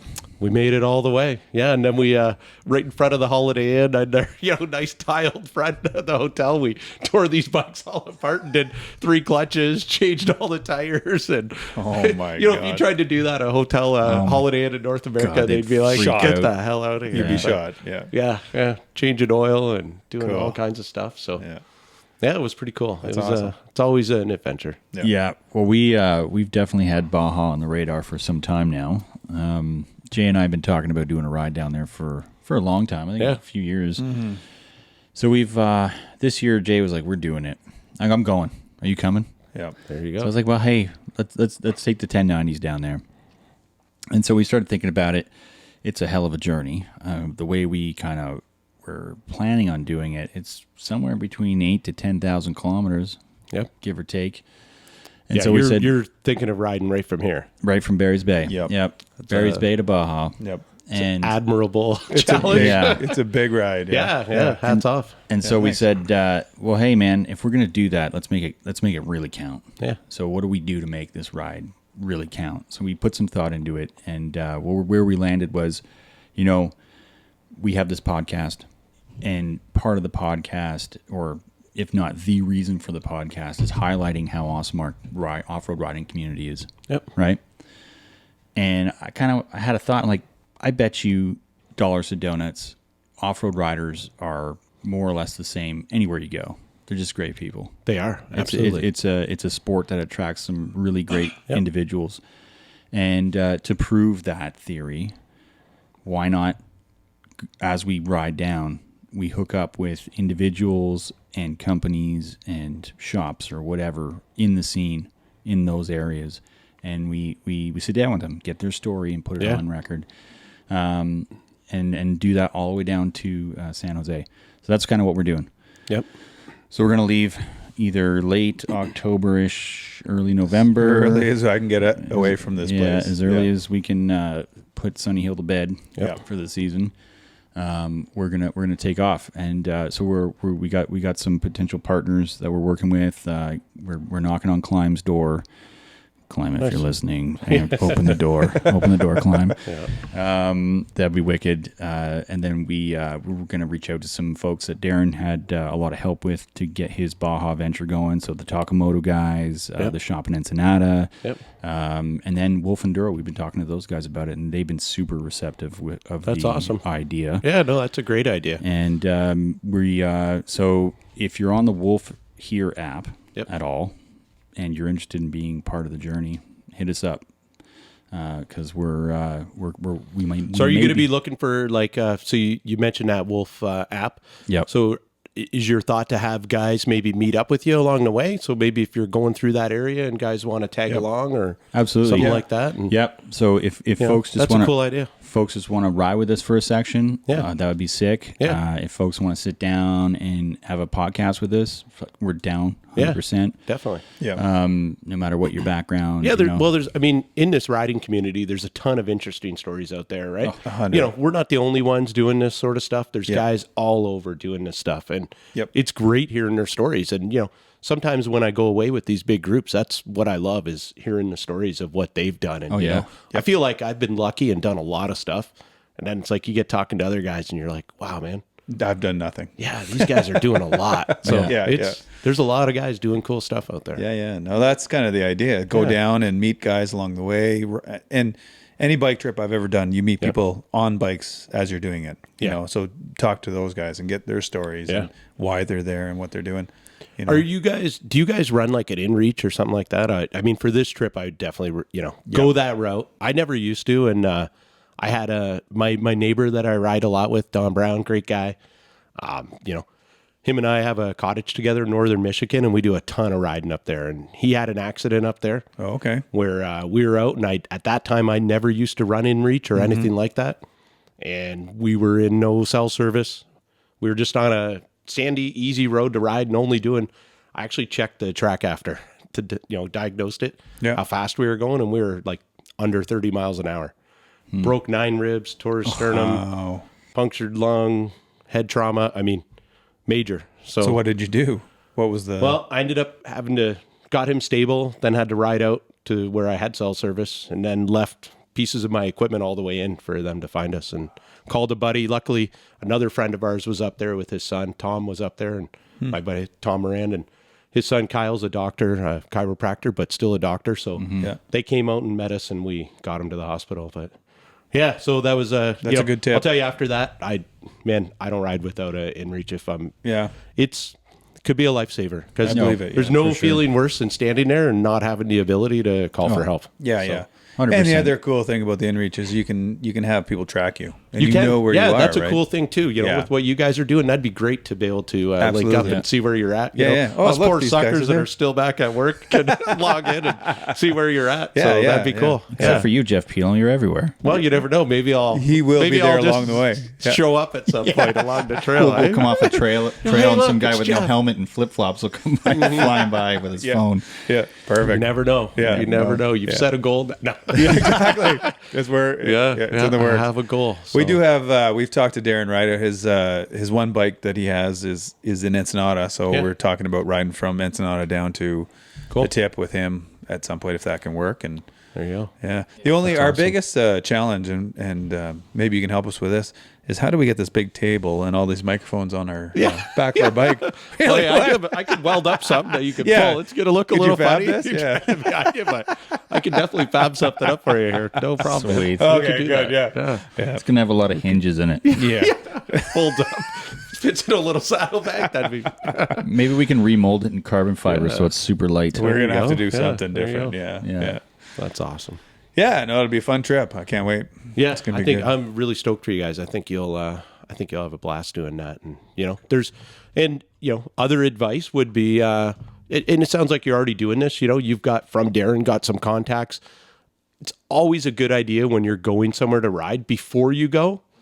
Research where bike shops are. Research, maybe nowadays there's so many sites where guys that ride. There might be, you're going to Michigan to ride. There's a Michigan Adventure, group on Facebook, or go on there and befriend people and just say, hey, we're coming here to ride. And just to have people that you could reach, because you know what, like stuff happens on these trips. And if you can have someone to reach out to that can maybe help you when you're, maybe you run out of spare tubes or something happens. It's, it's great to have people to reach out to and do that. It's an excellent point. I mean, that's certainly on the list of to-dos is as we move through the process of getting this online is definitely putting the word out and kind of creating that buzz and making sure we have that that safety net, if you want to call it that, of groups that we are going to be riding through. Yeah, so that, that's a great...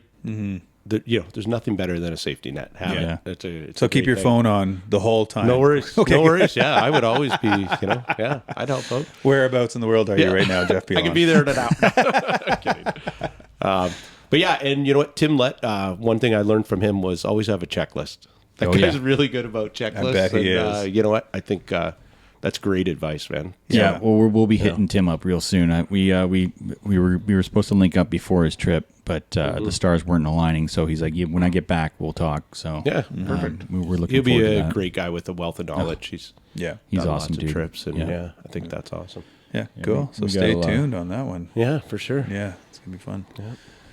Cool. Is there anything else you want to talk about, Jeff? While we're here, Yeah, you know what? I should. I touched on it a little. I mentioned I have a place up in Michigan. Northern Michigan riding is fantastic. I can't talk riding and not mention, because that's like my backyard. I that's where I ride all the time, and it is fantastic riding. So I what's the terrain there? What's it like? Sandy. So the adventure biking, you can really find a lot of trails. And there's a guy, Jeff Stanton, now that, you probably know who he is. He was a ex-Supercross racer, fast Michigan guy. He's doing some kind of like what you guys are up to up here over in Michigan. So he's a good guy to hit up for, adventure riding there. But, if you just want to go dirt biking there, there's, the GPS files are readily available. It's all legal riding, like $35. You get a whole year pass. And you can ride all over. And you can ride on the side of any road as long as it's not a state road. So if it don't start with an M, then you can ride on the side of it. You just have to be on the road and doing under like 35 miles an hour or so. Cool. So what's that, really like 100 kilometers an hour? Yeah, pretty close. Yeah. But it's pretty neat that's, they're very supportive of riding. And all the trails are categorized into, whether you're single track, so you got to be two wheels only, a dirt bike. Then they'll have like four-wheeler trails where you're under 52 inches. Then they have like Jeep trails where you can be 72 inches. Oh, cool. So it's pretty neat that they have all that stuff there. And is there elevation there? Is it? Yes, yeah, it's hilly. No, we're not talking mountains, but some of the hills are 1,200 feet, 1,500 feet. So you're going up and down and having some fun, and definitely. It's about as much as we have here. Yeah. Yeah, exactly. But totally different terrain than you got. Yeah. Cool in its own right, but totally different. You guys are definitely hardcore rock and fun. You some of your trails flow really nice, and I really enjoy riding them. Some of them, but hey, others are a challenge, which we love a challenge, right? Yeah. So that's definitely a cool place to ride too. So well, one of our first go-to destinations on our trip is our buddy Gary in Tennessee. Gary used to live here up in Canada, and now he's back home in the South. But I've traveled in the States a little bit, and that's one thing I've noticed about the States is they definitely have a lot of time for recreational activities. Yeah, and they love their... there's very few states, if any, that are you know, they poo-poo the idea of like getting out there and doing something. Like here, like dirt bikers are almost like, you know, people are almost spitting on us sometimes. Well, you know, I do agree to an extent with that, but I'll say I find the that's shifting a little. Big time. I do find it's, you know, Yeah. there was a time where 100% you nailed it right on the head. We were such a police state in Ontario and, you know, so locked down. But I do find now we're seeing, and a lot of that I give credit to these clubs that are organizing it. Yeah. They've done a lot of lobbying for us. They've done a lot of work. You know, you've got some guys down in Simcoe County. You've got the Ontario Federation of Off-Road. You've got these guys like, you know, Blair Sharpless that are putting on events and bringing a lot of money into the community and really showing people what can happen. And even, you know, as much as dirt bikers, we don't love the ATV community, but, you know, Yeah. they too, you know, and I'm just joking, but those guys too have done a lot of work on showing what, you know, what the good side of this sport can be. And, for sure. you know, and again, I mentioned it earlier, but we as riders now have to do our part. So when we go ride these trails, guys, you got to stay on the trail. Yeah. You know, that hill, it looks awesome and you want to go climb it. If it ain't part of the trail, don't do it. Don't do it. Like, you know, there's lots of challenges you'll find out there, and there's maybe some areas where you can play around, but we got to be respectful, and we got to, you know, a lot of guys have worked hard to get us these rights to ride in some of these areas, and hopefully we can keep them, because it does make all of our lives a lot more fun, right? Yeah. I think in general, I think there's most riders are like that. I do. You know, I totally like do. even here, when we do our events, we have 100+ riders staying here, Yeah. bikes in our resort. Yep. And I have seasonals in them, and I've yet to have a complaint. I mean, That's awesome. You know, everybody's very respectful within the park. That's cool. You know, and that is great. You know? And that speaks a lot for the the where community. we've come, right? Absolutely. You know, there was probably years ago where that might not have been the case with dirt bikes, because I think when we were locked down, you know, so much, maybe anytime you got on it, you just sort of went a little, you know. Yeah. I like your point though about the clubs and the organizations like OFTR and your local clubs like Sport you know, and BMA. OFTR, you guys are doing a lot with Rally Connects as well now, and you know, with Lee, and like you guys are all putting a lot of effort into bringing, you know, fun places to ride. I love that you're doing the training, and you know, to me that also brings into safety, which you know, the safer this sport is, the better it is for all of us, you know. Yeah, it looks better. It's better. You're right. It's better optics for us. So Well, to your point about the clubs, though, it's like you in the old days before we had any of that, or before it was as big as it is now. Most folks that were off-road riding were just doing it on their own, right? Yeah. So they were just making it up as they go, essentially, and going rogue for the most part. Yep. Whereas now, because we have that structure and that organization and the education that goes along with that. So, hey, you can, there's all these great places to ride. You don't need to go ride in that guy's property. You don't need to go over there, like that hill don't you cut say. through his field. And I, like to Jay's point, almost without exception, all the folks that come to our events and other events that we've been to, like Calabogie Boogie, Rally Connects, the Cord, because they have like an adventure ride portion of that. Everybody's super respectful. I think Lee works with them to put that on. Correct. Right? He does, Yeah. Yeah, that's awesome. Super respectful. Everybody's aware of the do's and the don'ts. Yep. Where I'm starting to see now where we're like the bad blood's coming is maybe some locals who are not in that sphere, right? They're just, they got these rat dirt bikes and they're just going for a rip. Like the first OVR that we did, and the cop showed up at the chip truck. Remember that? Oh yeah, Yeah. That was awesome. It was awesome. He was like, we were all very structured, and you know, we had all our gear. We were at a chip truck, and the cop rolls in, and he's actually chatting with us. He's looking at our bikes and really enjoying it. And then some guy, Group of locals, like 5 or 6 locals. I mean, I'm a local, but these guys are just like on their own. One guy had a hopped up 4-wheeler. Another guy had a 3-wheeler, and this guy pulls out on I don't even know what kind of bike it was. Almost like a pocket bike. Yeah, he built it, obviously. Anyways, it was loud, it was noxious. He sees the cops, and he goes, like wheelies back down into the trail, gets into the trees, you know. And the cop looks at us and goes, I don't chase bikes. You know? He's not really excited. But where we were just hanging out with the, that's. But the bad part is that and again, you're right. It's not the guys that are really into the sport are not doing that. Yeah, that's right. They don't want that trail to get closed. No, they don't. No. Yeah. But we're happy to be on it. yeah. So, And I think that's where the organizations like OFTR have their place, right? It's the effort to bring more and more people that are interested in dirt biking into the fold. yeah. And to get those folks kind of up to speed on, where the line is, and what the benefit of towing that line is. Yeah. So okay, I get it. Maybe it's a downer that they're saying, hey, you got to follow the rules. Yep. But there's a benefit to that. The benefit is you've got all these amazing riding areas that stay open. Well, and they're opening, more towns are opening up the sides of the roads to Exactly. ATVs and to stuff. And Or, hey. that's going to give you access to more trails. Because a lot of our trails, because we have so much land that is private land, unfortunately, you just can't always connect all the trails. So sometimes you have to hop on roads. And, And how about that green plate thing that's going on right now? Like, being able to ride a green plate on the side of a road in a lot of municipalities. That's awesome. That's I think awesome. that's So a good. great thing. Yeah. Have you guys made it over being so close to Quebec? Have you done much Quebec riding or been lucky enough to?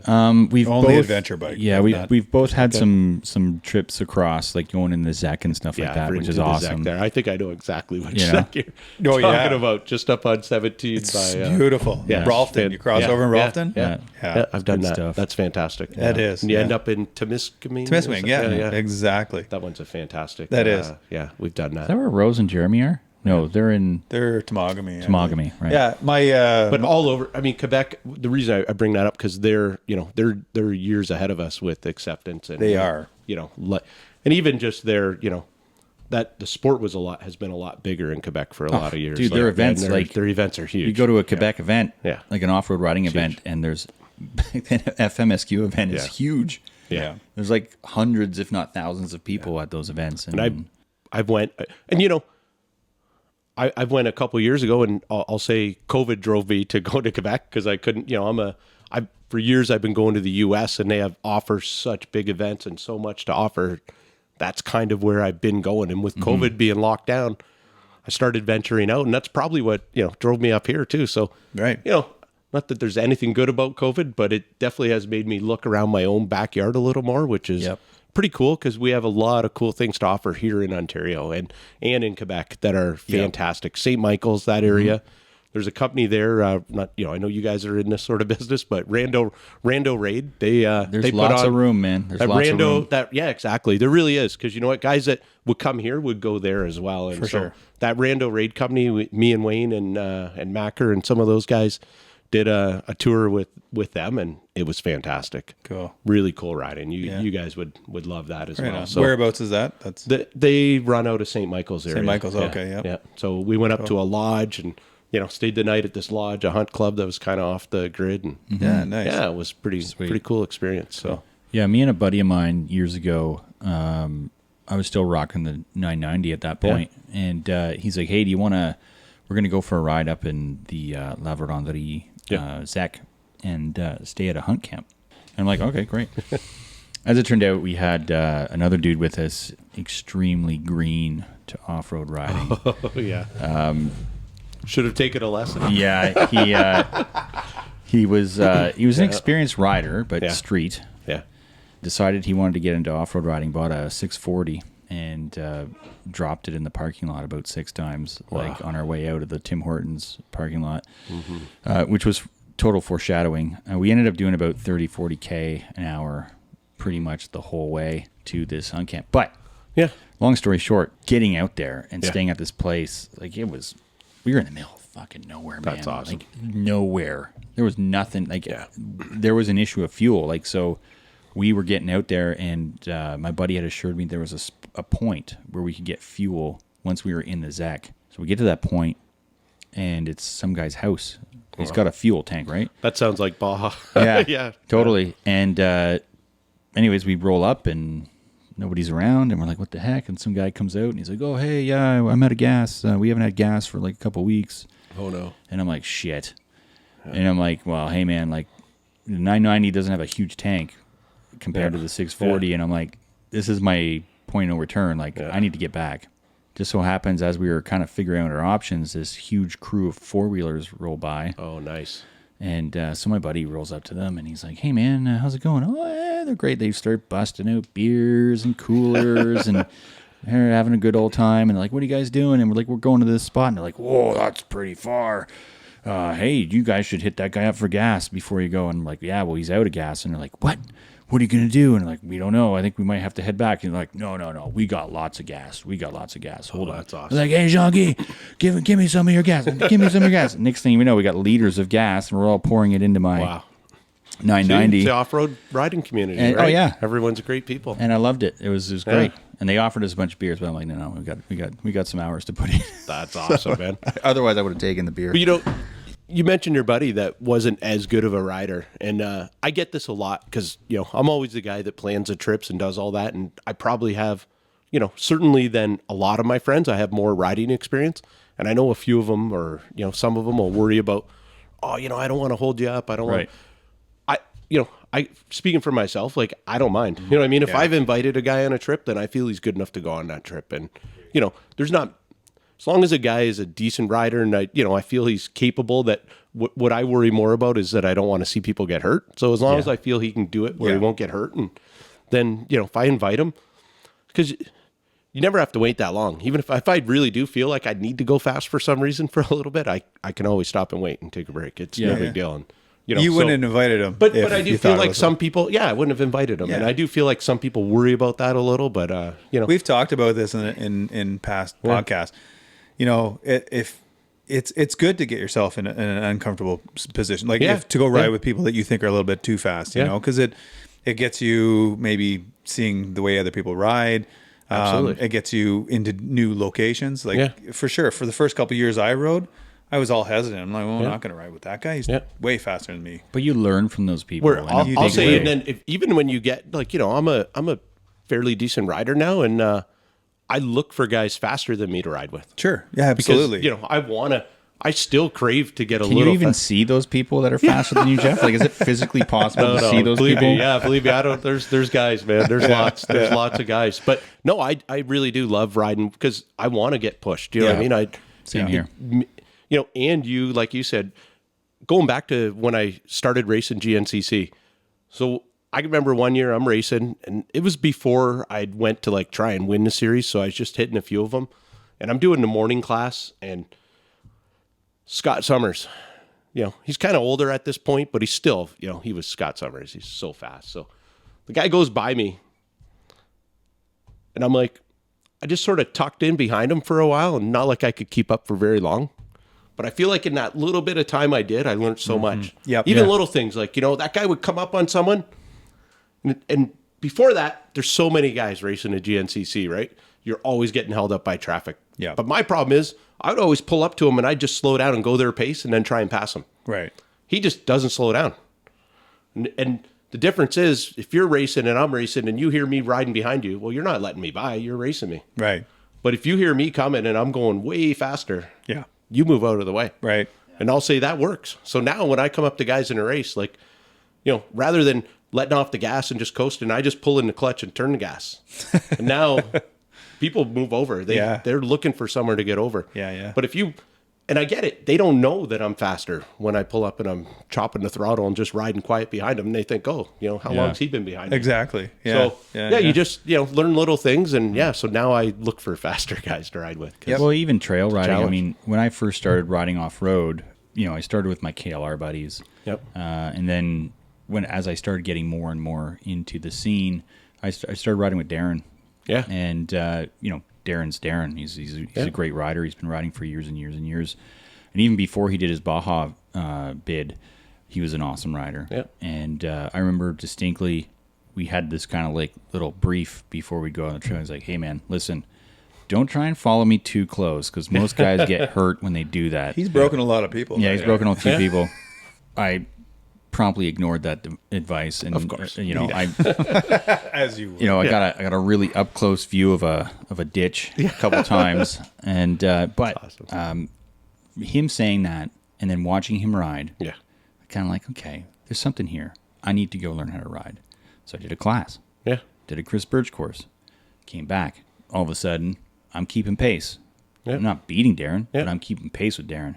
And as I'm riding with Darren, I'm learning I'm watching him with a different frame of mind now because I've had a little bit of education on what I should be doing, and I'm watching him take corners at speed, and I'm like, okay, be more like that. This motherfucker beside me, he's pretty fast too. And now we're going to have to censor the show. Whoa, exactly. This dude, Jason Milne, when he's on, like, okay, Jay, you're leading. The pace goes up a little. You know what I'm saying?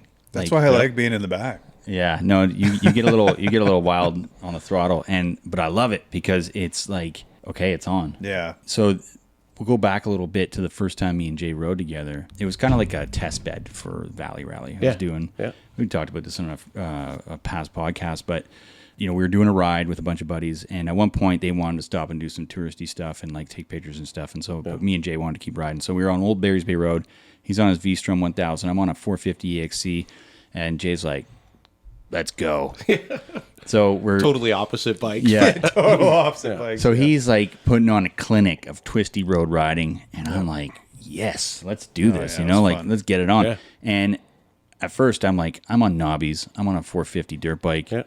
What am I doing? But then I was like watching him, and I'm like, okay, well, he made that turn. Maybe I can make that turn. Yep, made that turn.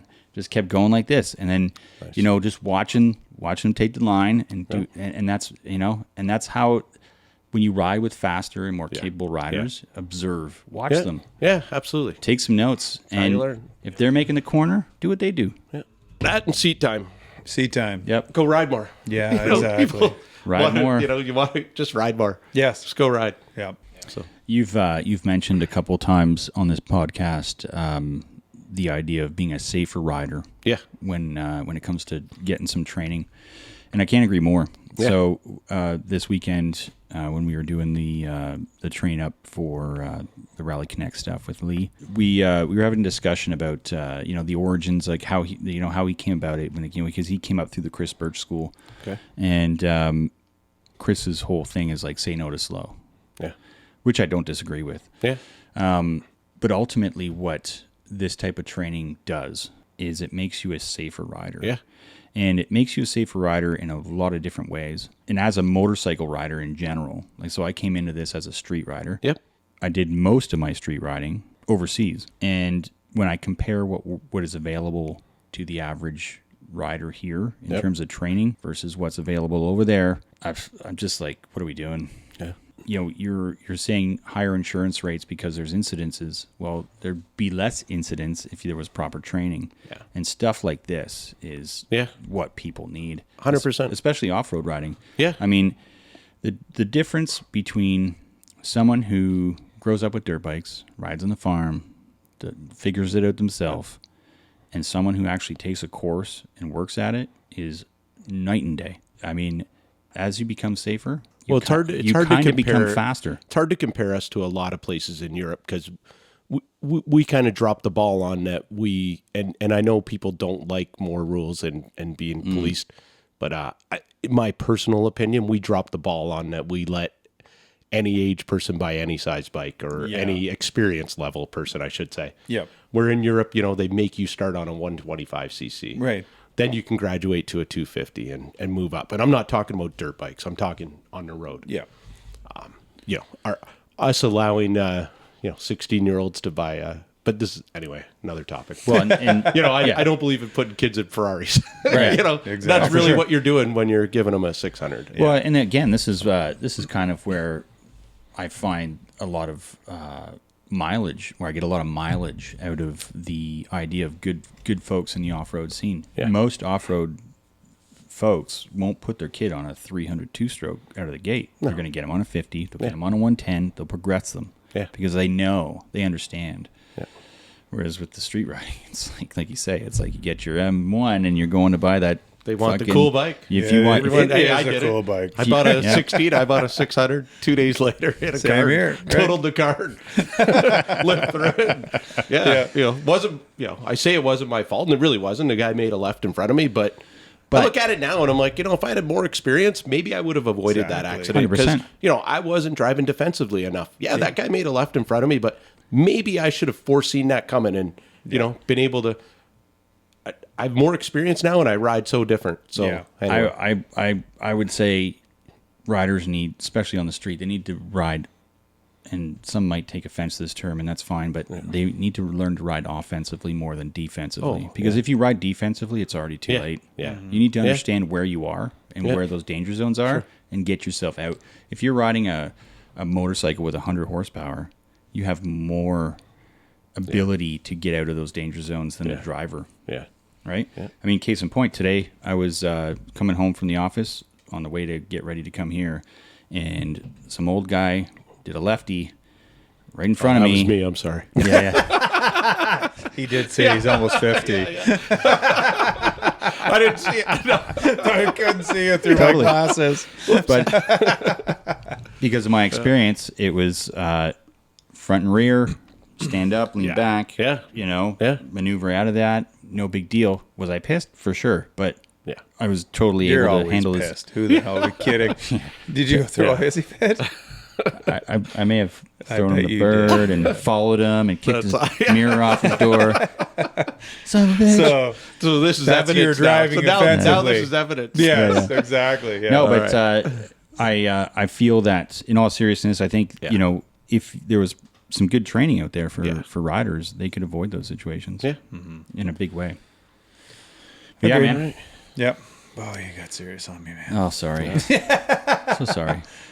Before we do go, when Wayne Carroll was messaging me on Baja, and he said, you got to have Jeff Pilon on the podcast. You do. He's got great stories. Is there one story you can think of that was is a really great one? I know, I'm putting you on the spot. Yeah, Wayne Carroll's story, though, right? Oh my God. Well, no, it doesn't have to be Wayne Carroll. He's like, this man has done it.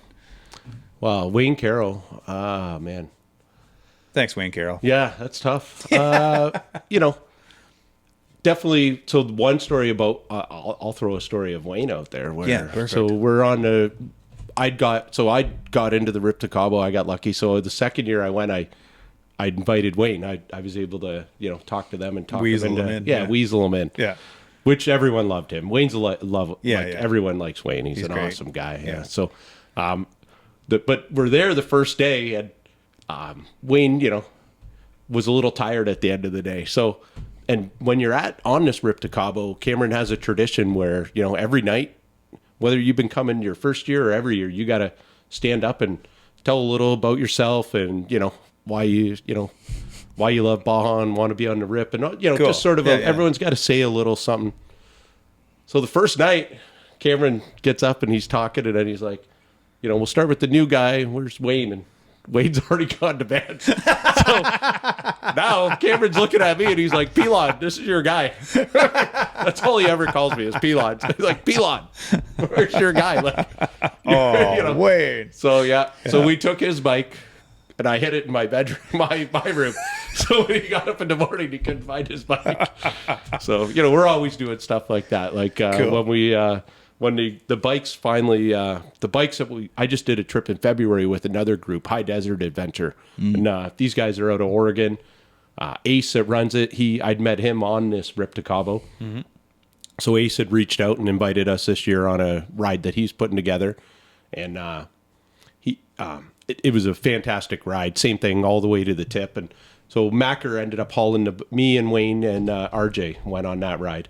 And Macker hauled our bikes home for us. He's got a lot of time off in the winter, so he's our sort of driver. Good man. Yeah, he's a great man. So, but he had went down there too, and he flew some other buddies in too, some friends of ours, Mark and Brady Thiessen, and they came in and rode our bikes down in Phoenix. So they take Macker's bike and shove the airbox full of powdered donuts, send it home, stuff like that. There's always something like that going on. I think on the one trip, Macker might have shoved some dirty underwear in Brady's airbox, and stuff's always you never know what's gonna happen with this group of guys. Oh, so. God, Jeff, don't give us any ideas, please. No, Yeah, we're it's Not good. pretty ugly. So Awesome. Right on, man. Well, Yeah, that's awesome stuff. Yeah. And we really appreciate coming on. Yeah, man. definitely, it was a blast. Thank Thanks you. for having me, guys. And I think I've already said it, but I appreciate everything you guys are doing up here. I think it's awesome that you guys are taking the time to organize events and